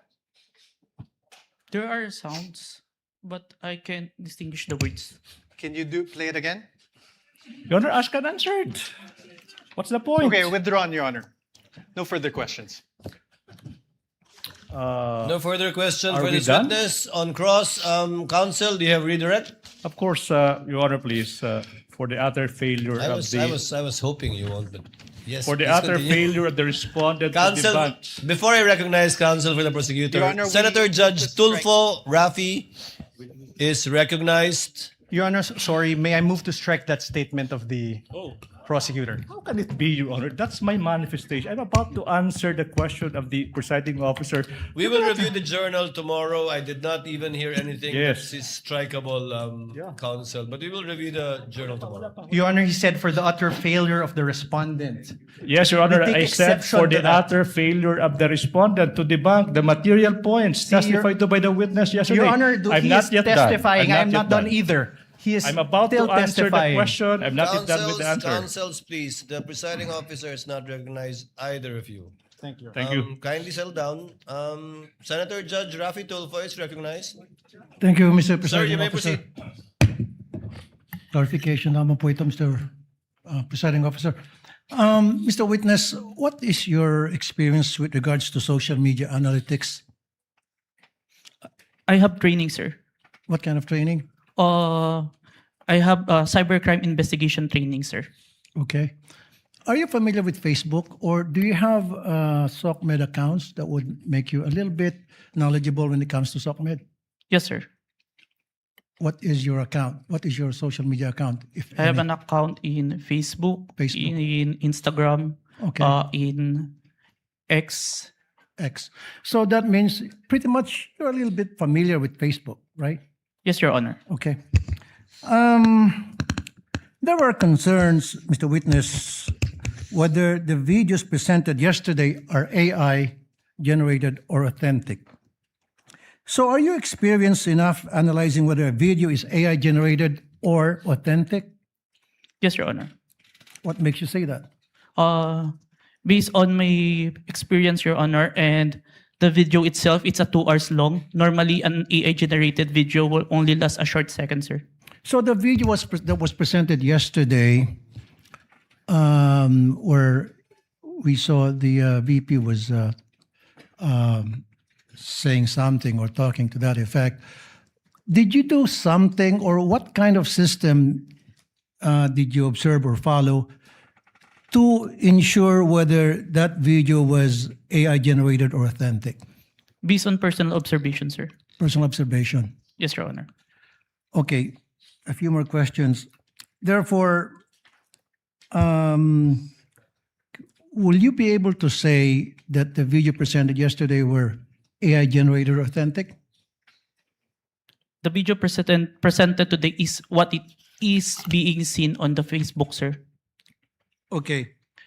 So, based on your affidavit, you mentioned that the NBI subpoenaed some members of the media who are participants of the online press con on November 23, 2024, right? Yes, Your Honor. And subsequently, you said that you questioned and investigated these persons regarding the conduct of that press con. So, based on what you gathered from your investigation, so I have a few questions, right? Yes, Your Honor. Who set up the press conference? Based on our interview, sir, it is the Office of the Vice President, sir. So it wasn't spur of the moment? Press con? I can't confirm, sir, but it's the response of the media personnel that we interviewed. Okay, who invited the participants? If my memory serves me right, it's JC Kahinhinan, sir. Okay. Who is JC? Staff of the Office of the Vice President, sir. Okay. Who are the participants? And how many participants were there, if you can remember? As far as I remember, it's at least 40. 40. Okay. Were there mainstream media or anybody from the broadsheets at that time? There are, sir. There were? Yes, sir. Do you know how many? Approximately, give or take? We have the one that we have issued subpoena, sir. At least 6, sir. 6. Okay. What was the reach of the video on that very day? Like how many views on that very day, and then a few days later? Were you able to observe that?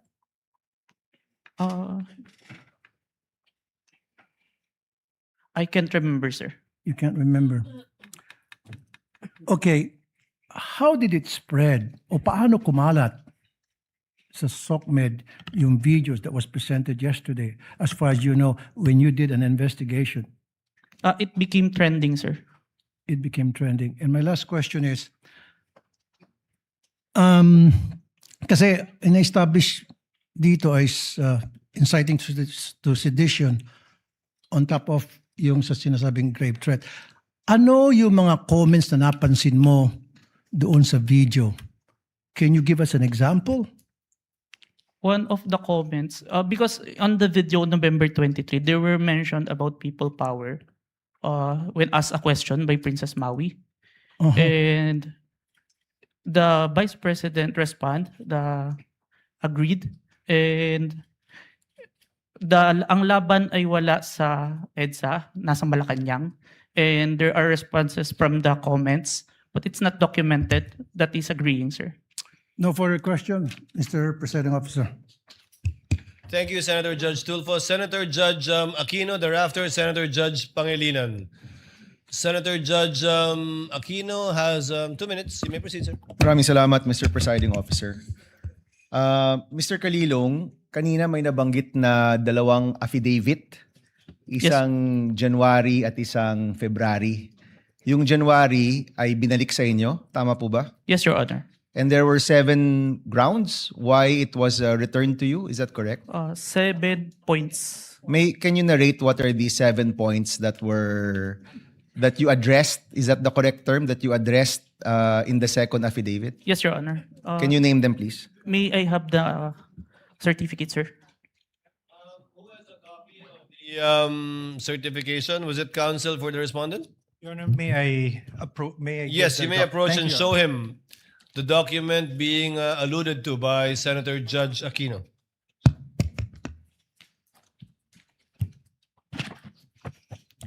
Note 1. There is no affidavit of the person who recorded the video entitled BP November 23 Press Con at Batasan through open broadcast Super Studio and in turn stored in the DVD. Number 2. The press briefing conducted on October 18, 2024 was not recorded and or stored in DVD, and there was no TSN of the said briefing and the necessary affidavit of the person taking the TSN. Number 3, Annex I and K DVD with markings NBI CCN-C-24-12436-2 and NBI-CCN-C-24-12436-2 were not accompanied by an affidavit of the recorder and the TSN. Number 4, Annex L did not indicate who made the TSN. There was also no affidavit of the person who made the TSN. Number 5, the affidavit of Juan Patricia Morales mentioned that she stored the footage in a USB and submitted to the NBI. However, there was no USB attached to the complaint. Only DVD was attached. There was no detail regarding the content of this DVD. Number 6, only the minutes of meeting with several personalities and representative from various media outfits. Although the minutes were signed, there was no individual affidavit executed regarding to the contents of the said minutes. Number 7, one of the elements of crime of grave threat is that the offender threatens another with the infliction upon the latter's person, honor, and property, or upon that of the latter's family, or if the wrong amounting into a crime. In the instant complaint, only the NBI executed an affidavit and there was no participation on the part of the offended party, as it appears in the NBI is not the offended party of the crime of grave threat. Okay, so nakuha mo yung nag-submit kayo, yan yung binalik sa inyo, and then you did your best to correct all those items, is that correct? Yes, Your Honor. Okay, the first 6 are technical, no? Yes, Your Yung Honor. panghuli is a matter of who is the offended party. Yes, Your Honor. Hindi nyo na-correct yan?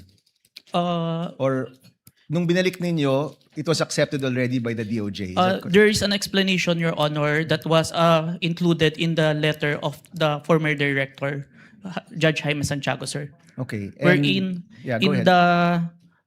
in the filing for preliminary investigation, it is not required for the victim to execute an complaint affidavit. Yan yung sir. sagot ng NBI. Yes, Your Honor. And once you submitted, it was accepted by the DOJ. Yes, Your Honor, and we received a certification, Your Honor, that our evidence is enough for preliminary investigation, sir. Okay, yun na yung second response to the second affidavit that you provided. Yes, Your Honor. Okay. May mga nabanggit dun sa mga statements tungkol sa hitman, no? Sa totoo lang, yung presensya ng hitman, mabigat yon.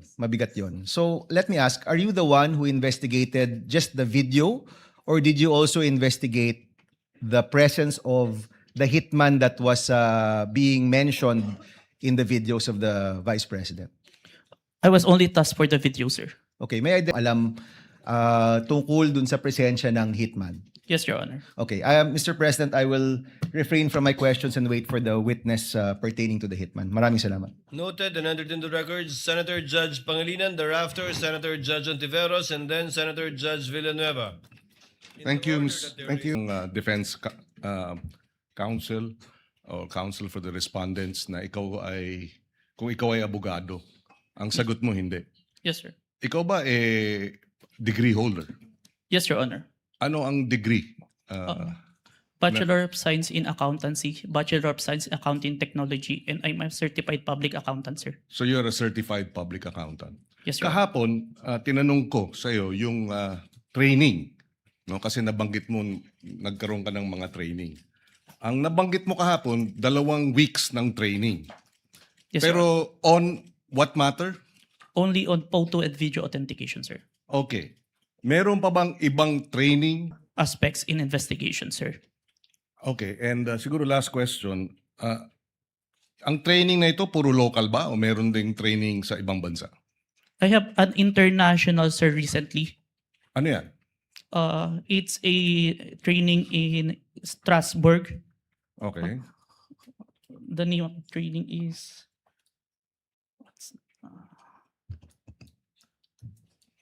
Saang lugar na lang, Mr. Witness? Strasbourg, Germany? France? Strasbourg, France, sir. Oh. It's a 5 days training, sir. And meron pang ibang international seminars na inattendan mo? International, sir, but it is conducted locally, the Interpol, sir. Interpol? Yes, Your Honor. Okay. I have no further questions. Thank you, Senator Judge Salamat. Pangilinan. Senator Judge Hontiveros is recognized. You may proceed, ma'am, and you have 2 minutes. Salamat po, Mr. Presiding Officer. Just for clarity, ano pong relevance nung video na ipinakita ni attorney? Committee headed by Representative Joel Chua began investigating the Vice President and her people, even when Attorney Zuleika Lopez was being interviewed by the House Committee of Quadcom Committee, Your Honor. Even if she was answering the questions faithfully and to the best of her ability, she was cited in contempt, detained. Her lawyer was not allowed. Her lawyer was not allowed to be with her when they were trying to detain her in the women's correctional facility, Your Honor. No. Mr. Presiding Officer, I am making a point through my question and I am asking the good counsel for the defense dahil sinabi nila there was a systematic oppression that yes, yan po ang nag-prompt nung alleged grave threats and alleged incitements ng Vice President na prompt po ng detention ni Attorney Lopez na kanyang inilarawan sa ipinakitang video kanina. Kaya itinatanong ko kung yan ba ang posisyon ng depensa na pwedeng okay lang or pwedeng tanggapin ang grave threats kung may masasabing lehitimong dahilan para magbanta. Yes, Your Honor. Before counsel Yes, for Mr. Presiding responded answers, although he already answered in the affirmative. No, Your Honor. I was just referring to before. We'd like to remind the senator judges to be cautious in making counsels for either party make conclusions of law and fact instead of presenting evidence through a witness they will present or through direct, cross, redirect, or recross. Because if he answers Senator Judge Hontiveros, that would effectively place on record a conclusion of fact and law, not drawn from a witness, which they can very well do so during their closing remarks. And when I allow him to speak by way of repartee to the peroration yesterday and discussion yesterday by counsel for the prosecution. But other than that, as agreed with some of the senator judges, we would try to limit the answers of the counsels for the parties. With your indulgence, Senator Judge Hontiveros, please. I submit, Mr. Presiding Thank you, ma'am. Officer, may I just in closing make of record that I also appreciated and also submitted to the ruling of the presiding officer yesterday because I appreciated that it partook of the history of impeachment proceedings in this court. Pinag-aralan ko rin po ng maigi ang mga nakaraang mga impeachment trials at di hamak na pati noon naging liberal ang pagpapahintulot nila sa mga katanungan ng mga senator judges para lang mas maliwanagan ang iba't ibang punto. So I again thank the good presiding officer and again reiterate my submission to his ruling and thank the good counsel for the defense for his response. We thank Senator Hontiveros for indulgence and understanding. Senator Villanueva. And thereafter, Senate President Gatchalian. You may proceed, sir. You have 2 minutes. Thank you, Mr. President, Mr. Presiding Officer. May I just point out something to the witness? Mr. President, Your Honors, the witness mentioned yesterday that reported statements of the Vice President were referred to the Presidential Security Command and evaluated in coordination with the National Security Council. Just to assist the court in evaluating the relevance and weight of the government security response in determining whether the respondent's conduct constitutes an impeachable offense. May we know from the witness could the witness explain yung threats po ba, how threats against the president are ordinarily assessed by the government? Kasi dito yung lumalabas yung pag-weigh natin whether or not meron bang bigat yung threat o ito'y ordinaryong threat na nangyayari sa pang-araw-araw nating buhay. Specifically, Mr. Witness, what factors are taken into account in evaluating a reported threat and in determining appropriate measures? I can't answer on the part of the NSC or the because I'm not part of the institution. In your in your capacity as an In my agent? capacity, Yes. one of the consideration if it's a active threat, if it's the one giving the threat is capable of doing so. Meaning, If someone high-ranking officials, and if you say an high-ranking and have official, a capability or power over to implement those such threat, it is considered, sir. example, a mayor, perhaps? Would you say a high-ranking official? A congressman? Or yung basihan po ng kanyang threat. Kunyari, ang threat ko, dadalhin kita doon sa buwan. Wala naman akong space shuttle. So, wala din pong bearing yon. Is that the correct assumption? Not only, sir, but also how it was delivered, sir. Like what was mentioned in that I mentioned previously, it was mentioned that no joke, no joke. It's a serious. So that is the one of the considerations, that's sir. the consideration. Thank you very much. And lastly, Mr. Witness, you made mention na submit mo sa DOJ nung January 30. Is it the same affidavit that you submitted to the HOR? The one that submitted to the HOR is the affidavit dated February, sir. So that's the latest. Yes, sir. The one that complied with the requirements of the DOJ, sir. Thank you very much for that clarification. Thank you, Mr. President. Thank you, Senator Villanueva. Before I recognize Senate President Gatchalian and thereafter Senator Tulfo, may I remind Attorney Narvasa that your 5 minutes, you will be given your 5 minutes after the questions of the senator judges and before we recognize the counsel for the prosecutor for his redirect. Senate President Gatchalian is recognized. Your You may Honor. proceed, sir. You have 2 minutes. Thank you, Mr. May I be Presiding clarified? Officer. I believe that we would do it after recross. So it's- I heard cross. Sorry, After Your we Honor. cross. Yes, Your Honor. Thank you, Your Honor. Better for us. Yes, Your Honor. Thank you, Mr. Presiding Officer. I just have a few questions, clarificatory questions. Narinig ko ho kanina ginong testigo na nasabi niyo may 40 media personalities doon sa press con. Tama po ba? Yes, Your Honor. Pero ang inyong inimbitahan, 6 lang. Yes, Your Honor. Bakit 6 lang? The 40, we see the number of participants, but the number of person who asked the Vice President during that time, it's limited. And we consider who we sure that is present during that time, Your Honor. Meron bang kayong criteria kung paano pipiliin itong mga media personalities or kung sino lang ang nagtanong? Kasi kahit hindi ka naman magtatanong, nandoon ka naman, naririnig mo yung mga diskusyon, meron ba kayong mga criteria kung paano pumipili ng media personalities? Yung sure po namin na present during that time. Kasi kapag hindi po kasi kayo nagtanong, hindi po magpa-pop up yung mukha nyo tsaka yung pangalan nyo. Okay.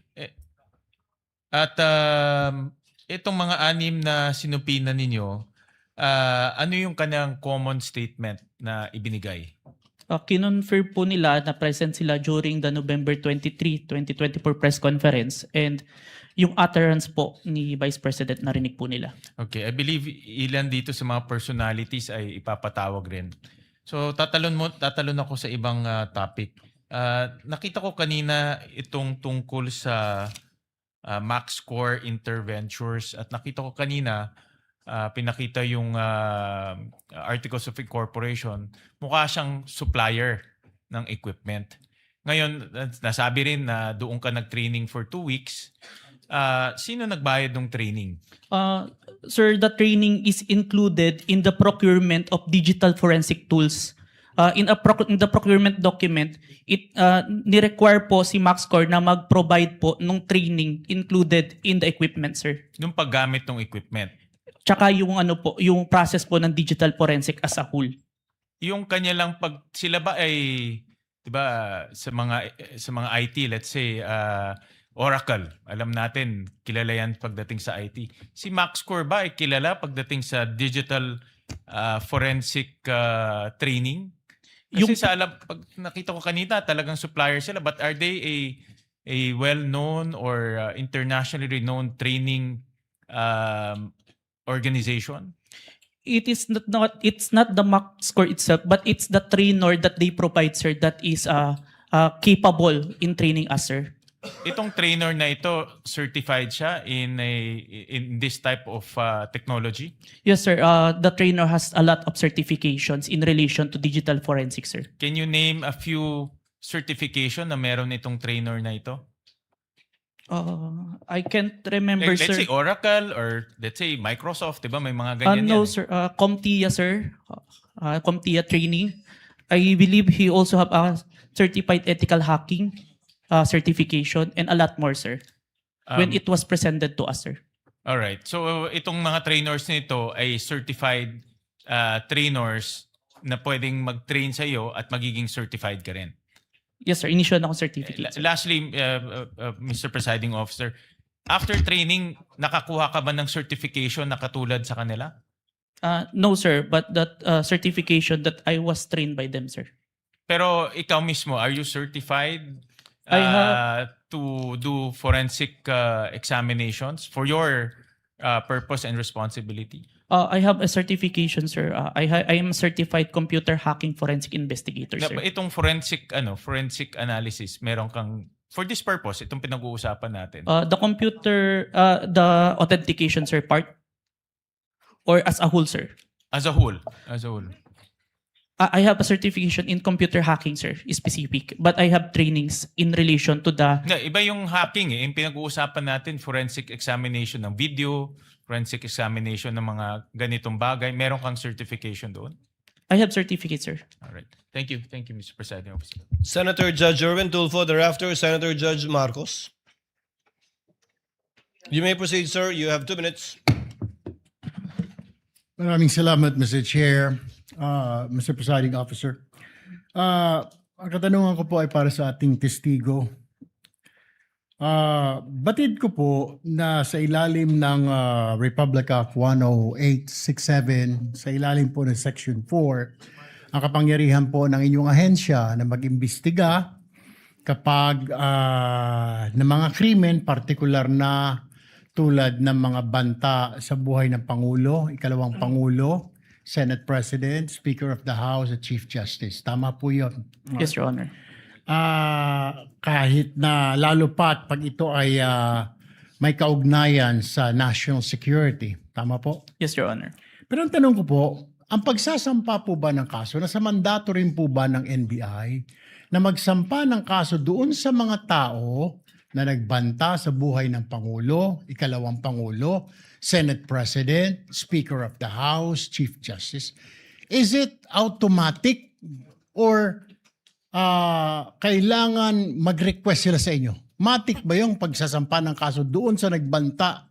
In this case, is it automatic or wala lang, kasama sa mandato niyo to file charges dahil binantaan mo Pangulo o si Vice Presidente kung sino mang yang 4 na matataas na opisyal natin or 5 matataas na opisyal natin? Ang basis namin doon, Your Honor, is yung primary objective namin to investigate cases to the threat to the President, Vice President, Senate President, Supreme Court. And if we found that the evidence is enough that there is a crime committed, we will file a case because that's the output of our investigation, sir. Kahit po ba na hindi yung biktima, in this case yung Pangulo, biktima ng threat, kahit na hindi siya nagreklamo, automatic po yun? Kahit na hindi siya nagreklamo sa inyo? Yes, Your Honor. Okay. Hindi nyo na siya kailangan tanungin pa na, Sir, gusto nyo po bang kasuhan namin ito? Wala nang gano'n. You will never ask. Sabihin natin, hindi lang Pangulo, Vice Presidente, nangyari din sa Vice Presidente o sa Speaker of the House, sa Senate President o sa Chief Justice. Hindi nyo naman lang siya afford to ask him like, Sir, will you go to the process kasi magpa-file ka po ng mga affidavit, this is a long process, etc. Kahit na Pangulo ka po, may pipirmahan ka mga affidavit. Is it automatic, Mr. Witness? We submitted it, sir, even without a complaint in the for preliminary investigation, sir. No further questions, Mr. President. Thank you, Senator Judge Erwin Tulfo. Senator Judge Marcos is recognized. You may proceed, ma'am, and you have 2 minutes. Yes, maraming salamat. Mahal na namumuna. Hihingi lang po ako ng dokumento para mas madali nating sundan ang mga pangyayari. Nalilito lahat pagkat wala po kaming papel. At ang nabigay sa amin, eto, Annex FFFGGG. Nalilito po kami kung alin dito yung mga papel. Kung maaari kaming bigyan, unang-una, yung unang tinutukoy, the first affidavit of investigation dated January 30, alleging grave threats inciting to sedition ng NBI. Ikalawa, yung napasok na yata sa record, pero nais rin namin bilang Senator Judge na magkaroon ng kopya ng DOJ certification signed by Prosecutor Bandung February 5 na nagbigay ng 7 grounds na insufficient for preliminary investigation. Ikatlo, yung naibigay na. Ito klaro to, naibigay po ni Mavic at ng iba pang staff natin. Yung February 10, yung ikalawang amended na ibinigay na revised affidavit of authentication, February 11. Ngunit sabi ni Testigo Kalilong na merong kasama ito na wala rito sa record natin at sana maibigay si Senator Judge. Ito yung sulat kasama nung second revised affidavit of authentication. Ito naman yung sinasabing sulat ni Santiago K. Fadulyon ng DOJ na nagsasaad na hindi kailangan na may private complainant yung sina Presidente, ang First Lady at saka yung dating Speaker dahil base sa kaso ng Santos Concho versus DOJ na 2008, hindi daw kailangan yung private complainant. May we also have a copy of the same. Finally, may we urge that a copy also be given of February 14 certification of DOJ asserting that the revised affidavit of investigation was finally sufficient.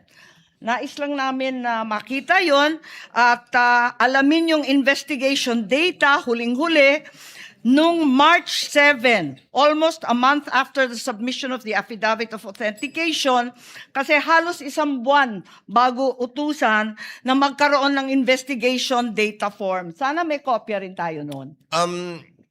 To respond to Senator Judge Marcos, what the court has copies of are the pre-marked documents that the parties pre-marked during pre-trial, but not documents that have not yet been pre-marked.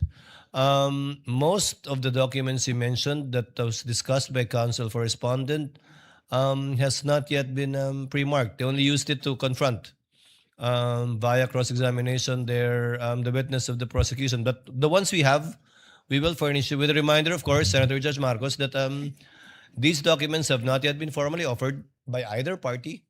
And we still have to await formal offer before the court rules on the admissibility, if at all, of these documents. But we will endeavor to furnish the good Senator Judge with whatever the clerk has. Yes, Your Honor, if I may. if we could be provided with whatever the clerk has and adequately identified, not as GGGGG or FFFFF, at sana kung mabuo yung mga dokumentong sinasabi sa lalong madaling panahon. Maraming salamat. We will endeavor to comply as best we can, Senator Judge Marcos. Same Senator Judge Alan Cayetano, what is your pleasure, sir? Mr. President and Mr. Presiding Officer, before yesterday, just in the interest of all senator judges being able to follow closely, especially kami sa first row kasi medyo nagkaka-stiff neck na kami. Mahirap tignan yung TV, so baka dun sa Maglalagay harap. na po kami ng TV sa harap ng And lamesa I ng don't know, Council for Parties. I think all of us own a iPad or a tablet. I don't know what the solution is, but if the secretariat or the clerk of court, the office of the clerk of court can work with our staff, just to give you an example for today, no? If you look at the impeachment complaint on page 19, for example, it says that the affidavit we're looking for kanina, footnote number 72 is this one in the impeachment complaint, no? It's found on Annex G. Okay, so this is Annex G. If you look at Annex G, it is a certification, not an affidavit. Okay, so where do you find the affidavit mentioned in the impeachment complaint? You actually find it in volume 14, Annex FFFFFFFF-GGGGGGGG. So before I can even say that, that's FFFFFF to GGGGGG. yes. So even before we finish saying that, Your Honor, Mr. Presiding Judge, medyo mahirap. To further complicate, the annexes when delivered to us was labeled annexes. And then when it was pre-marked, iba na yung marking. That is correct. Okay.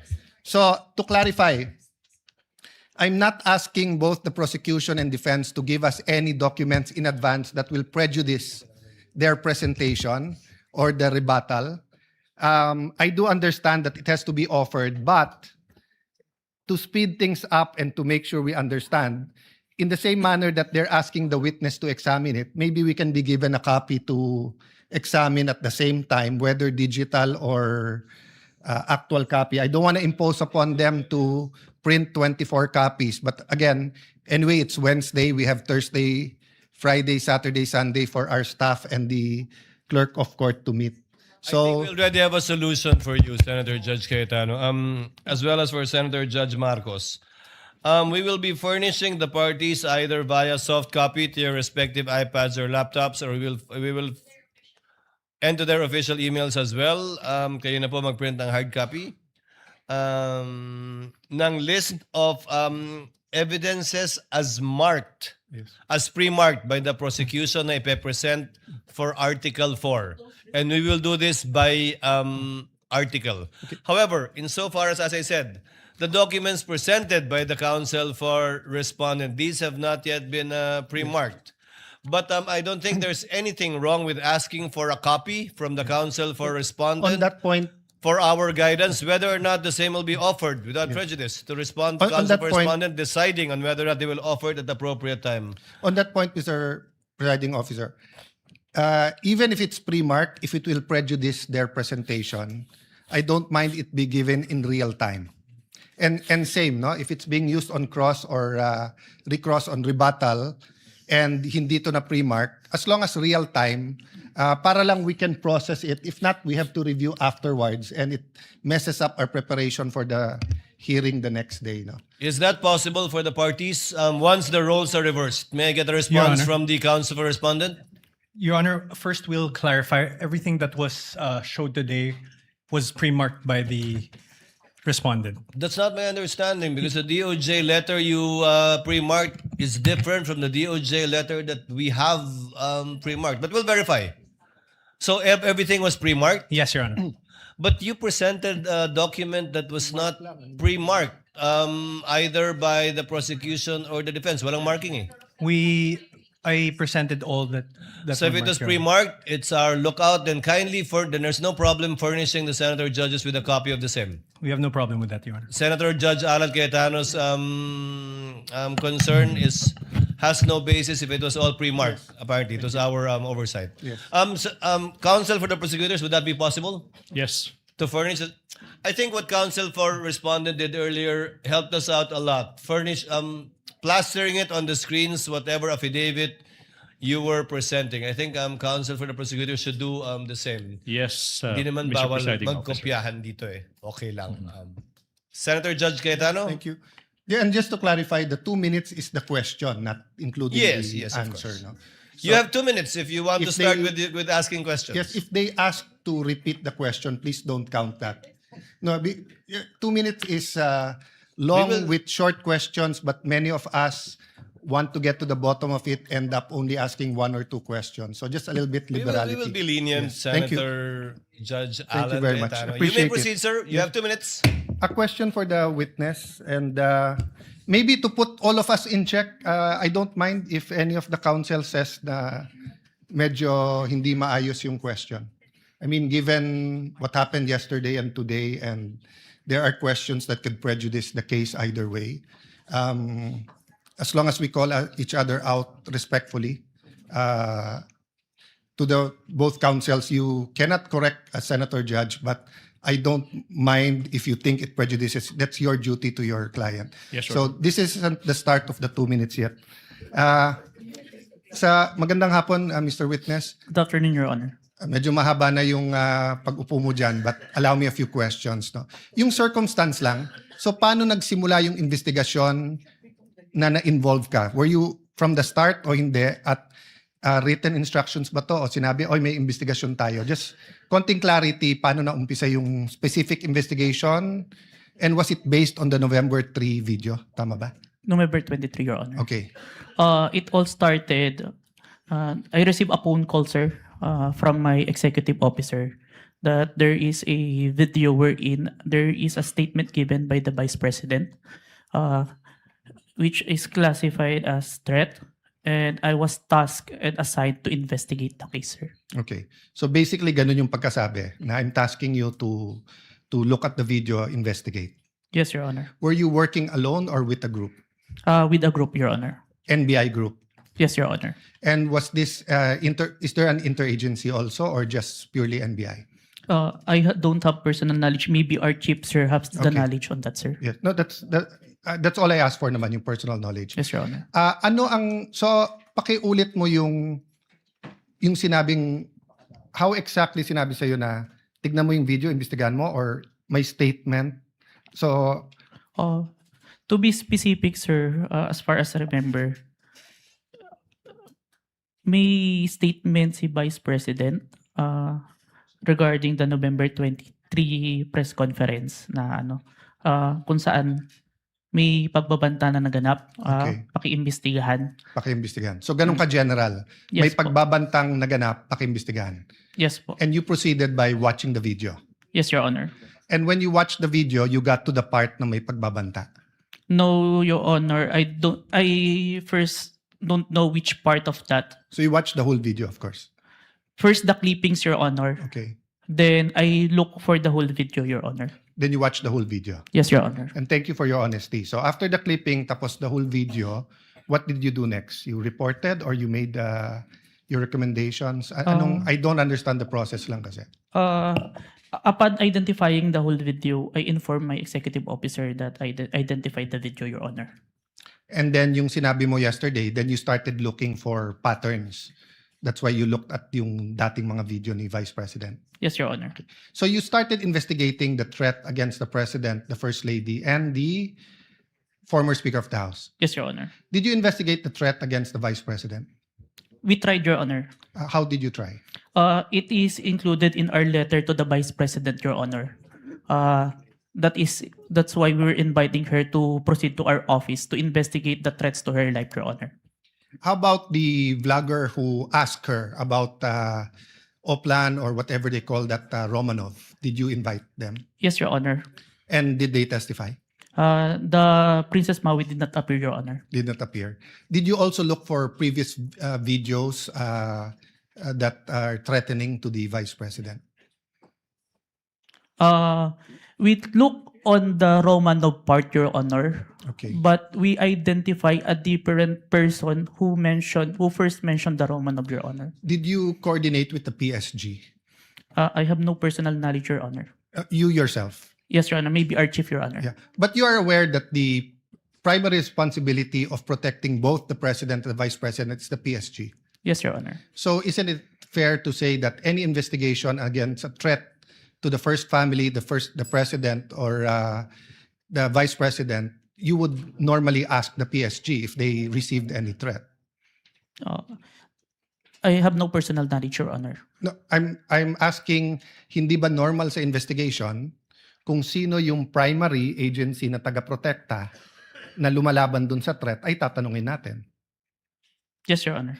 So bakit hindi tinanong ng NBI ang PSG? Or in your case, why didn't you ask the PSG? Maybe it can be answered by a chief, Your Honor. No, I'm not. I will ask your chief also. I'm asking you, when they said, look at this, you looked at other videos, you tried to get Princess Maui, you tried to get the Vice President, but you didn't contact the PSG for the First Lady, for the President, and for all you know, the PSG will tell you right there and there, the threat is real, or the PSG will say, politika lang yan. Diba? Both the Vice President and the President are protected by the PSG. So why wasn't so nakalimutan lang or wala sa procedure nyo or? Your Honor, there is already a statement from the National Security Council, Your Honor, that it is an active threat, Your Honor. That's why we start investigation. Yes, and the primary group that will know if it's an active threat is the PSG. So if this was the United States, it will be the Secret Service. So whether the FBI or the CIA, state troopers, the federal marshals, kung sino man mag-iimbestiga, parati nilang tatanungin yung Secret Service. So I'm just curious why we did not ask the PSG input. Kindly wind up, Senator Cayetano. Senator Okay. Cayetano. So my last question is, how did you characterize the threat of the Vice President to the President? Given that ang exact words niya, huwag kang mag-alala ma'am sa security ko kasi may kinausap na akong tao, sinabi ko sa kanya, kapag pinatay ako. So that'll be fair to you and not vague, no? Did that phrase, kapag pinatay ako, have any bearing in your investigation? Yes, Your Honor. And what was that bearing or thoughts in your mind? First of all po, dun sa statement, may nakausap na po. It already took place before pa yung mangyari yung meeting. And nung condition... I'm not talking about yung may kinausap na para pumatay. Ang sinasabi ko, yung sinabi niya na pag pinatay ako. Yes, Your Honor. How did that affect your investigation? There is a condition na kapag pinatay siya. Yeah. But as we can see, it's only applicable if there is only two parties. The statement make a loophole wherein a third party can use that na kapag namatay si BP, ma-execute ngayon yung statement ni BP na may nakausap na siya without the participation of the one mentioned, the President, the First Lady, and the Speaker of the House, Your Honor. That's fair. But what I'm saying is that in your reports, did you characterize it as a conditional threat? Kasi kung hindi naman siya pinatay, the logical implication is that there's no threat against the... So I'm not saying it's not illegal, immoral to contract a killer. I'm just trying to follow the logic na pag sinabi kong pakukulong kita, Mr. Witness, pag nagsinungaling ka under oath, then it's actually not a threat. It's a legal, I'm just telling you the law, di ba? Pero pag sinabi kong pag hindi ka sumunod sa akin, ano yung kita. So, that's my last question lang. So, how did you characterize that? It wasn't a conditional in your mind? Because may kinausap na? Even with or without, sir, it's still considered a threat as long as the I person... have no doubt there. I'm just asking, is it a conditional threat?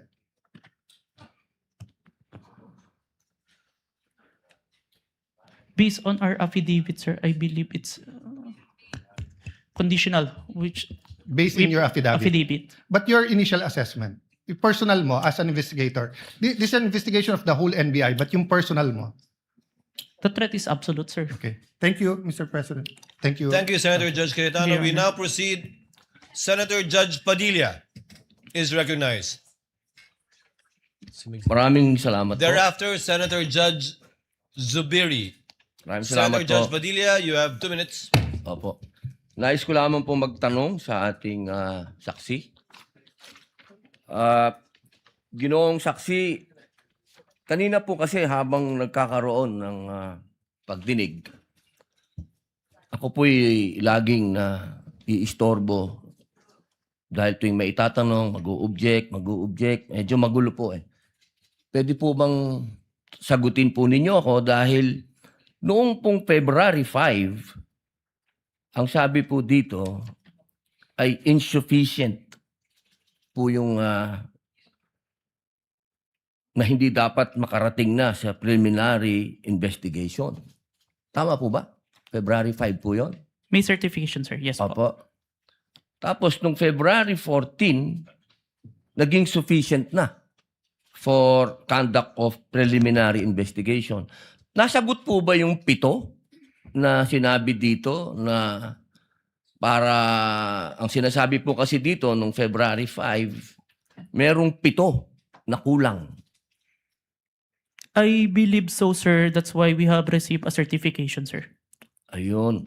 Kasi po, parang narinig ko kanina, hindi po naibigay yung original copy nung sinagawang interview kay Vice President Sara Duterte. Yung original po na kopya, kung sino po yung nag-record. Wala po kayong affidavit? Meron po ba kayong affidavit na nakuha nyo? Yes, sir. Ako po yung ang inire-request po ng DOJ dyan is affidavit po nung nag-screen record, which is my affidavit, Your Honor. Meron po siyang affidavit? Ako, sir. Ako po yung nag-execute, sir. Hindi po yung mismong tao? Yes po. Ang hinihingi po kasi ni DOJ is kung sino yung nag-screen record through OBS, sir. Hindi po yung mismong tao? Yes, Your Honor. Kayo lang po yung nag-affidavit? Yes, Your Honor. Pero meron po kayong pagkakataon ba na nakausap niyo yung tao at nagbigay siya ng affidavit? May I clarify, Your Honor, if sinong tao yung tinutukoy? Yung nag-record po? Ako po yung nag-record through OBS, sir. Hindi po. Yung mismong nag-record po kay Inday sa Vice President. Nakausap niyo po ba? Yung raw file po. Kasi napakahalaga po nun. Kasi doon po natin malalaman kung original ba o hindi. The video itself, sir, is publicly available. That's why I performed the recording, sir. Opo. Pakisagot na lang po, mahal na saksi, kung nakuha niyo po ba yung original. Yung original, hindi po yung galing sa internet. The original, no, sir. Yun lamang po. Maraming salamat po.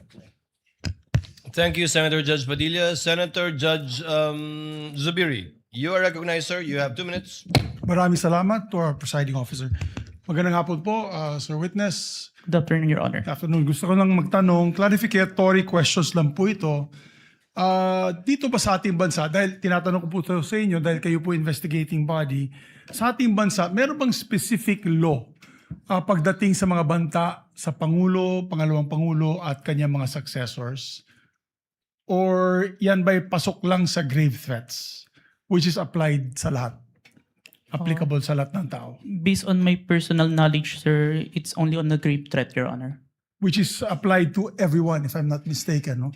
Kasi sa batas sa Amerika, sa Estados Unidos, meron pong tinatawag na number 18 under the United States Code, Section 871, there is a specific law na pinagbabawal po itong mga threats to the president, vice president, and its successors. May jail time po ito at may fine na malaki. As a matter of fact, dito sa panahon ni Pangulong Trump, marami na po silang kinasuhan at hinabla at napasok sa kulungan dahil sa paglabag nitong batas na ito. At Secret Service po ang sumasagawa ng investigasyon. Sa atin ba dito, ang NBI ba ang nabigyan po ng kapangyarihan para gawin itong investigasyon under your new NBI code? Under our law, sir, the new NBA law, included po yung investigation to the threats to the life of the President, the Vice President, the Speaker, the Senate President, and the Supreme Court, sir. So, klaro na kayo, nasa kapangyarihan ninyo. Kasi hindi pwede sa Presidential Security Group. Hindi katulad sa Estados Unidos, yung Secret Service ang talagang nanguhuli at nag-imbestiga. Sa atin dito sa Pilipinas, ang NBI po ang nangunguna sa investigasyon. Tama po ba yan o mali? It is within our law, sir. Okay. And this is just food for thought because not only are we senator judges, we're also legislators. It may be time that we also craft a law that will be specific on threats made to the president, vice president, and its successors, meaning the Senate President, the Speaker of the House, and the Supreme Court Chief Justice. Sa Amerika kasi, sa batas po nila, and I'll just wrap up, the defendant, to secure conviction, the defendant communicated a threat, the defendant understood and intended the statement as a true threat, hindi po niya sinabi joke only in the end. And pangatlo, the defendant knowingly and willfully makes the threat.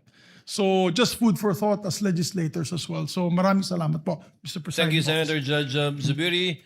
We now proceed to where we left off. I believe that was the redirect of the counsel for the prosecutor.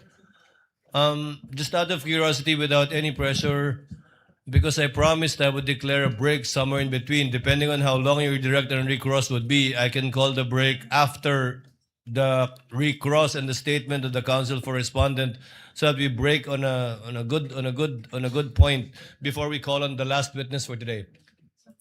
Yes, counsel for the prosecutors. As to the question, if the prosecution will do the direct examination. The redirect. Kung mahaba-haba Sorry, pa the yung redirect examination after the cross-examination of the defense.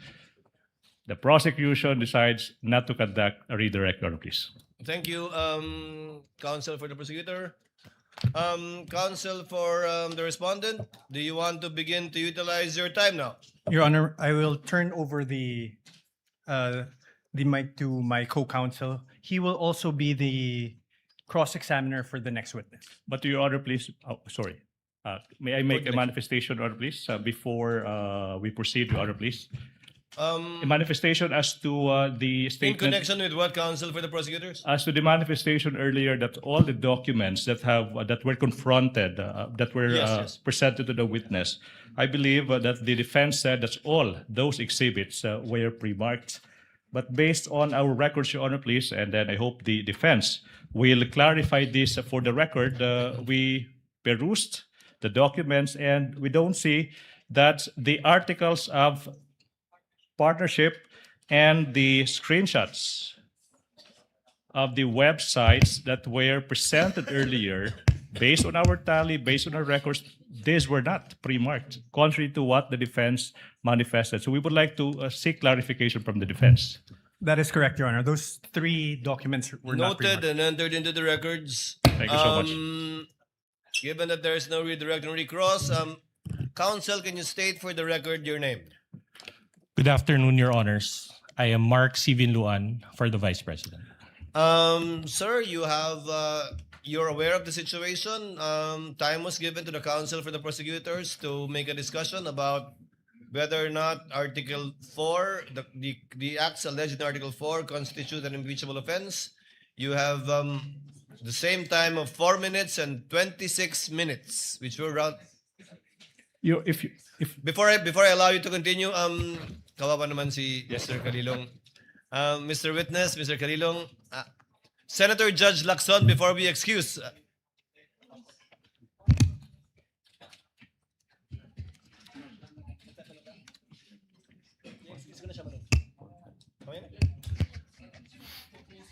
Senator Judge Soto is recognized. Sir, what is your pleasure, sir? Mr. President, Mr. Presiding Officer, are we going to dispense with the witness already?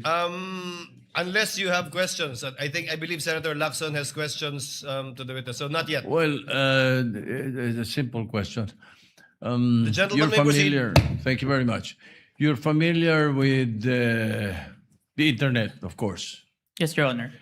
Have you noticed that lately all the AI-generated videos have a caption saying AI-generated? Yes, Your Honor. Kaya pag walang nakalagay na AI-generated, siguradong hindi AI-generated? Yes, Your exactly. Honor. Today, Your Honor. Yes, lately, no? Lately, Your Honor. Lahat nakalagay. Pag AI-generated, nakalagay AI-generated and Meta does not allow it. Right?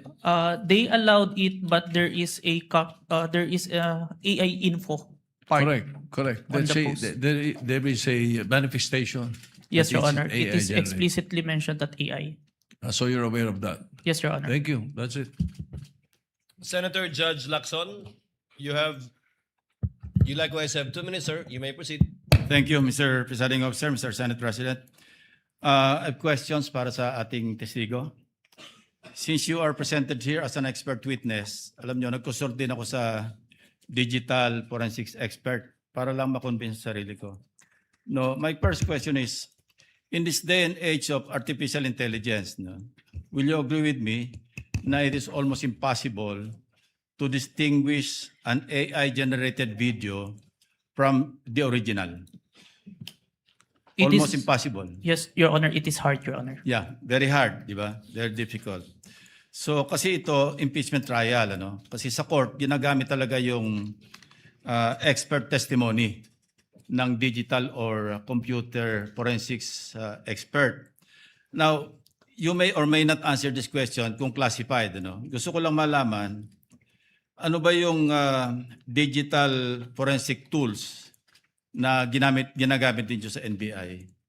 Currently, I'm not familiar. But during the time na nandun po ako sa Digital Forensic Laboratory Division, meron kaming Encase Forensic, Celebrite, and Amped Authenticate, sir. Amped Authenticate, sir. Ang balita ko, yung AMP 5 or AMP Authenticate, di ba? Amped Authenticate, sir. Ito yung ginagamit ninyo. Ito, capable ito na magsagawa ng reverse image, a photo or video, di ba? Yes, Your Honor. Okay. Ito ba yung ginamit mo? For this part, Your Honor, the OBS only, Your Honor. Bakit hindi nyo ginamit ito? The duration is too large, Your Honor, the 2 hours. And the Amped Authenticate can only detect if there is a inconsistent FPS, Your Honor. Yeah, kasi kaya ako tinanong yon dahil una-una maraming para mag-adhere na magamit sa korte, no? Likewise sa impeachment court. May mga requirements, di ba? Sinabi mo kasi meron kayong open source, di ba? Yes, Pero Your Honor. ang pinaka-importante yung chain of custody, of course, yung provenance. Yes, Your Honor. Yung original na pinanggalingan. Yes, Your Honor. Ang sabi mo, pinanggalingan lang Facebook. The Facebook was captured, Your Honor. So, hindi yun ang original, di ba? The screen recording is the original itself as to my authentication, sir. Yeah, and you can attest sa authenticity ng video. Yes, Your Honor. In spite of not being or not having originated from the original. Yes, Your Honor. I compared the recorded with the original and ensured that the contents are identical, Your Honor. Kasi nabanggit mo rin, ginamit mo yung manual comparison simultaneously ng dalawang videos. Yes, Your Honor. Pero again, I will insist na talagang hindi reliable yung manual. Ito yung sinabi sa akin ng digital forensics expert na nakausap ko. No? Ang pinaka mas importante, makuha mo yung original copy yun nga, yung provenance, di ba? Para talagang, tapos masundan mo yung sa analysis, gagamitan mo ng tools para malaman mo na talagang authentic yung video. Of course, I'm not here to question the authenticity. I just want to be assured dahil sabi ko nga kanina, pagka sa artificial intelligence, napakahirap talaga. Almost impossible to distinguish it from the original video or yung source.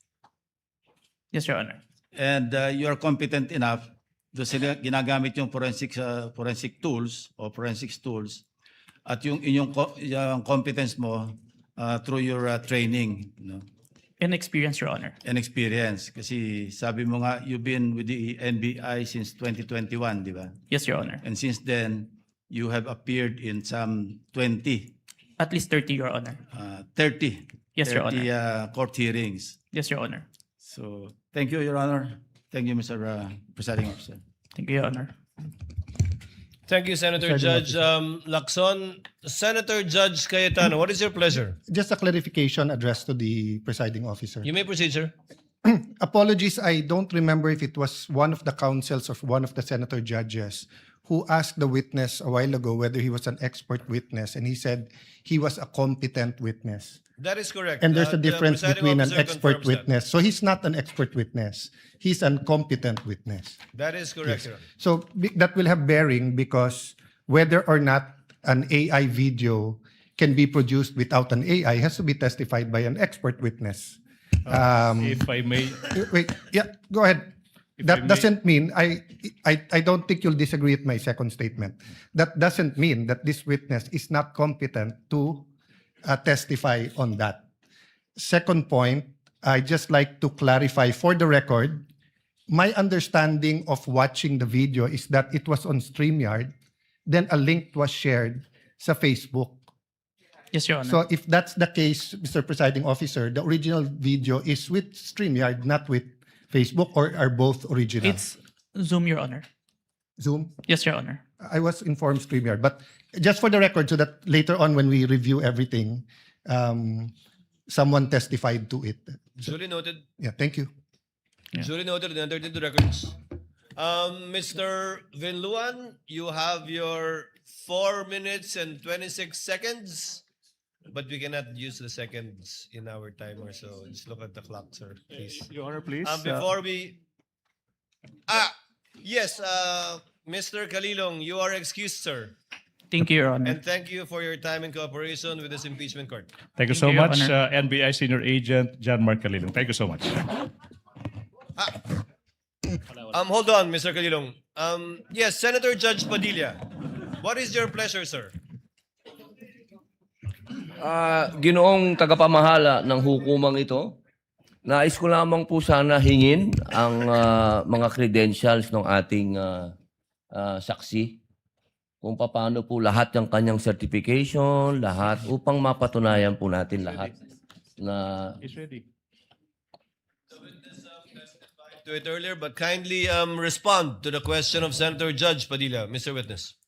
I have here, sir, my certifications during the time of my investigation, Your Honor. Can you, mahaba ba? I can read, Your Honor. Mahaba ba, hindi?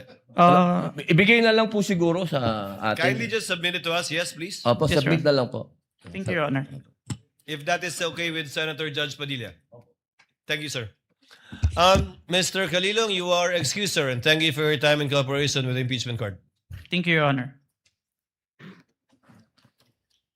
The presiding officer will just wait for the witness to leave the premises before recognizing Attorney Binon. Okay, Attorney Binon, you have 4 minutes and 26 seconds. You may proceed, sir. Thereafter, we will call for a 15-minute break. In the discourse yesterday, talking about VP Sara's statements during the November 23, 2024 press con, Senator Judge Risa Hontiveros stated, and I quote, "None of these statements are proof that the Vice President actually contracted an assassin or hired one. She is absolutely right." She then asked the question, why are these acts impeachable? To this question, the prosecution responded, We understand that these statements may not actually 100% prove that she in fact contracted an assassin. End of quote.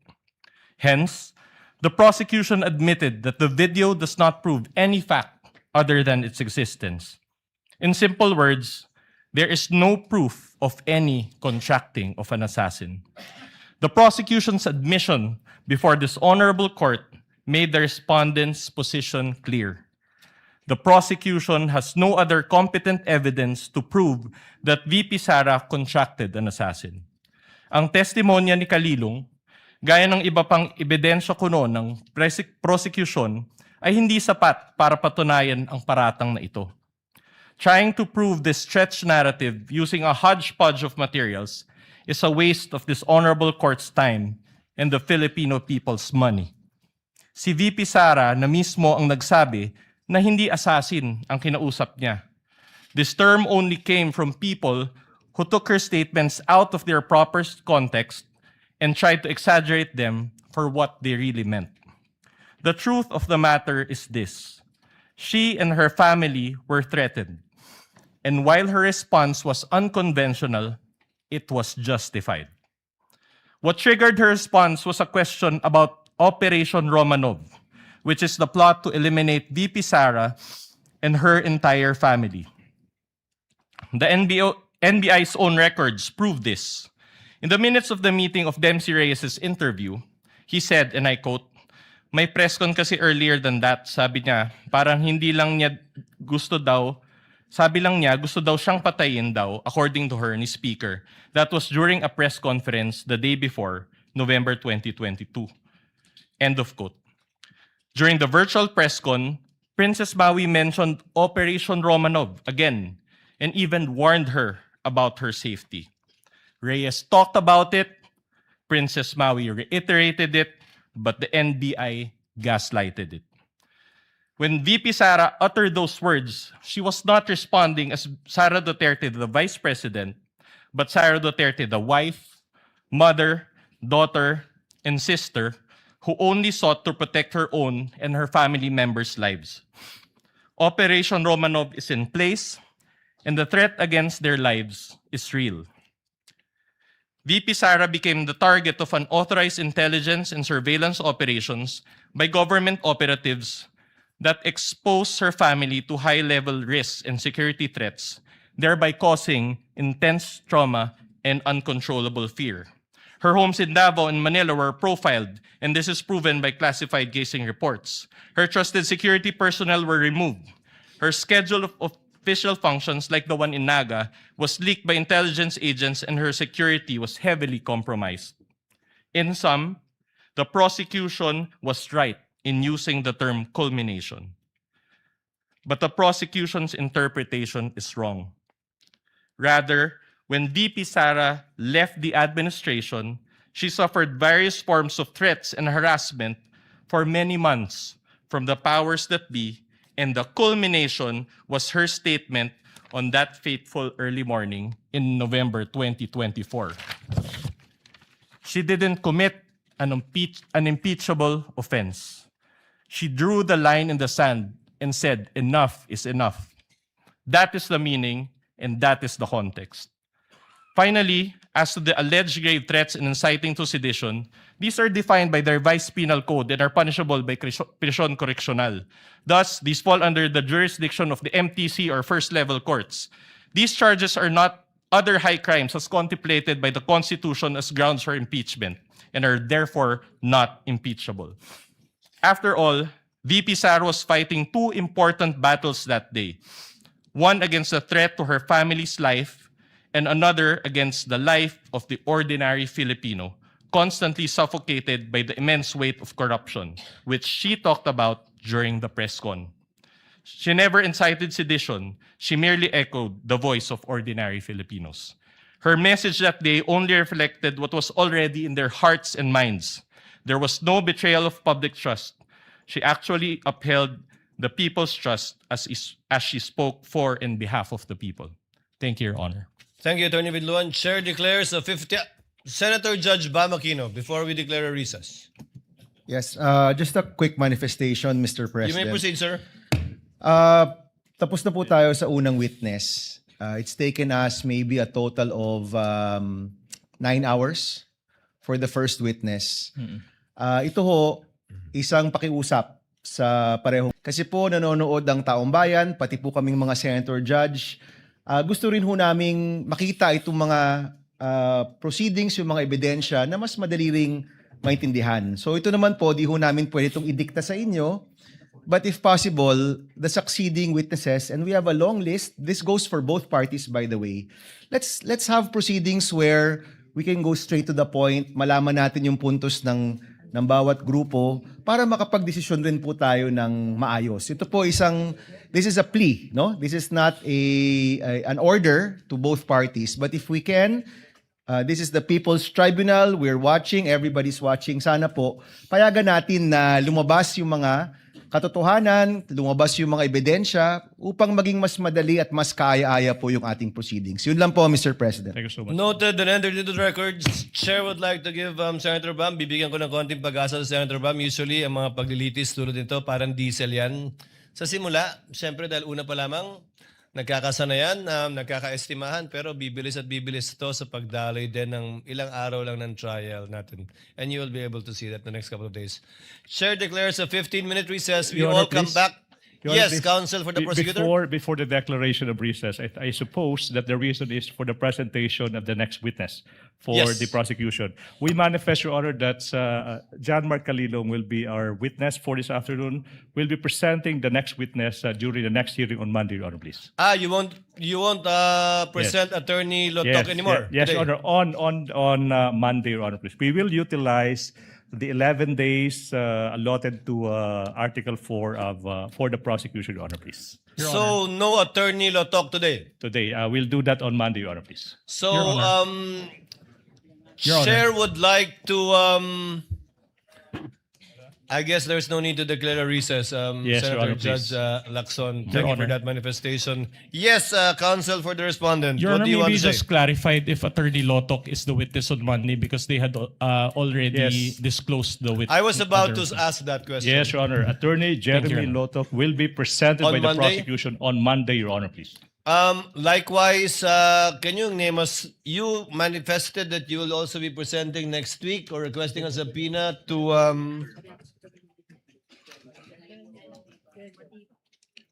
yes, to Attorney Lopez and Attorney Director Matibag. That would be Captain Belinda Bello, Your Honor, please, and NBI Director Matibag. And then Lotok first. Lotok, Your Honor, please, and then Matibag. And then we'll disclose on Bello, Your Honor, please. Captain the Sergeant at Arms. Belinda Bello of the House of Representatives, Your Honor, please. So those two witnesses. Yes, Your Honor. We have 3 days, counsel. No. Wait. Name me one more. Okay, that would be NBI Director Matibag, Your Honor, please. Given the manifestation of the counsel for the prosecutor, Chair hereby orders the issuance of subpoena once again to Attorney Lotok for the trial dates on July 13, 14, and 15, as well as for Attorney Melvin Matibag. No need for a subpoena for Ms. Bella? Your Honor. Before I recognize counsel for respondent, no need for a subpoena? There's no need for subpoena, Your Honor, please. You did not request for a subpoena, counsel. Yes, Your Honor. So no need. No need, Your Honor. You will produce, can you state the name again for the record, counsel? Can you state for the name of the witness again for the record? Your Honor, the first witness will be Captain Belinda Bello. Sorry, that would be Attorney Jeremy C. Lotok. Number 2 is Captain Belinda Bello. And number 3, NBI Director Matibag. And number 4. Thank you. That's for no. Thank For you, next counsel. week, those are the witnesses, Your Honor, please. Thank you. Counsel for respondent, Your what Honor, is your pleasure? Your Honor, considering the change in schedule, may we just confirm if that is the exact order of presentation next week? I believe so. The chair would like to be the one to confirm that.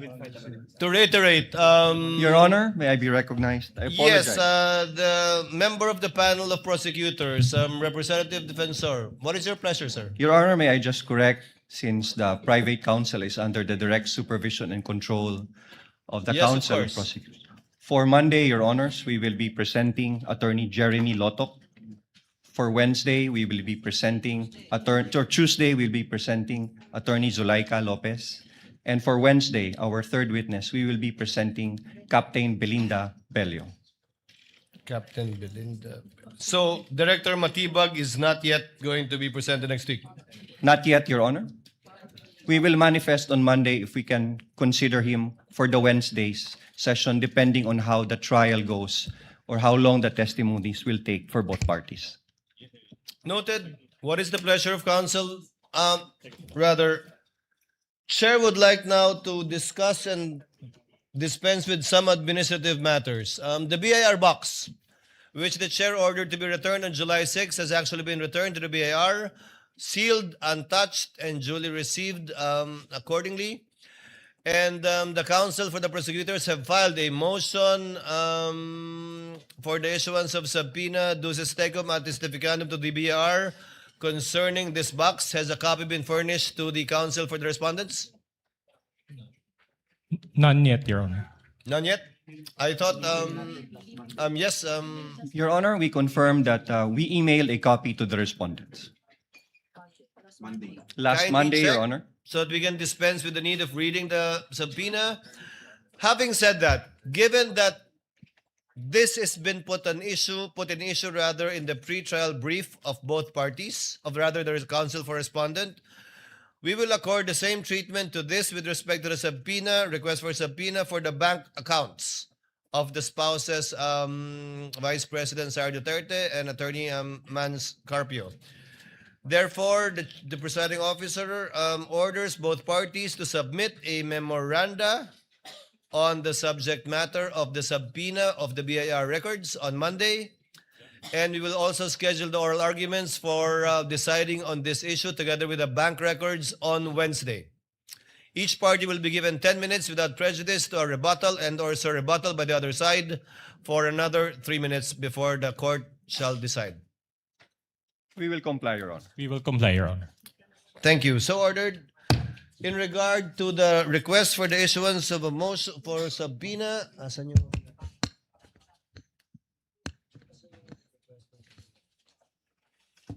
May I ask if counsel for the respondents were likewise furnished with a copy of the most request for subpoena, although this is ex parte because this is only with respect to witnesses. So there is no need to issue a subpoena to Attorney Melvin Matibag for next week. Honorable Defensor? No need? No need, Your Honor. So just Attorney Zulaika Lopez? Yes, Your Honor. Chair orders that subpoena be issued to Attorney Zulaika Lopez to appear on July 13, 14, as indicated by the counsel for the prosecutors, given that on the 15th, we might be arguing on the bank deposits and the BIR documents. We submit, Your Honor. So ordered.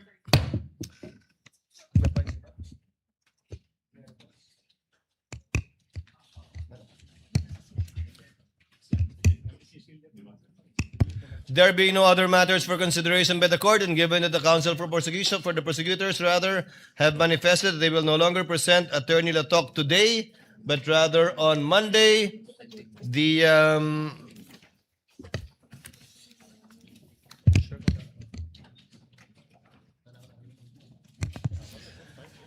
trial is hereby adjourned until 2 p.m. of Monday, July 13, 2026.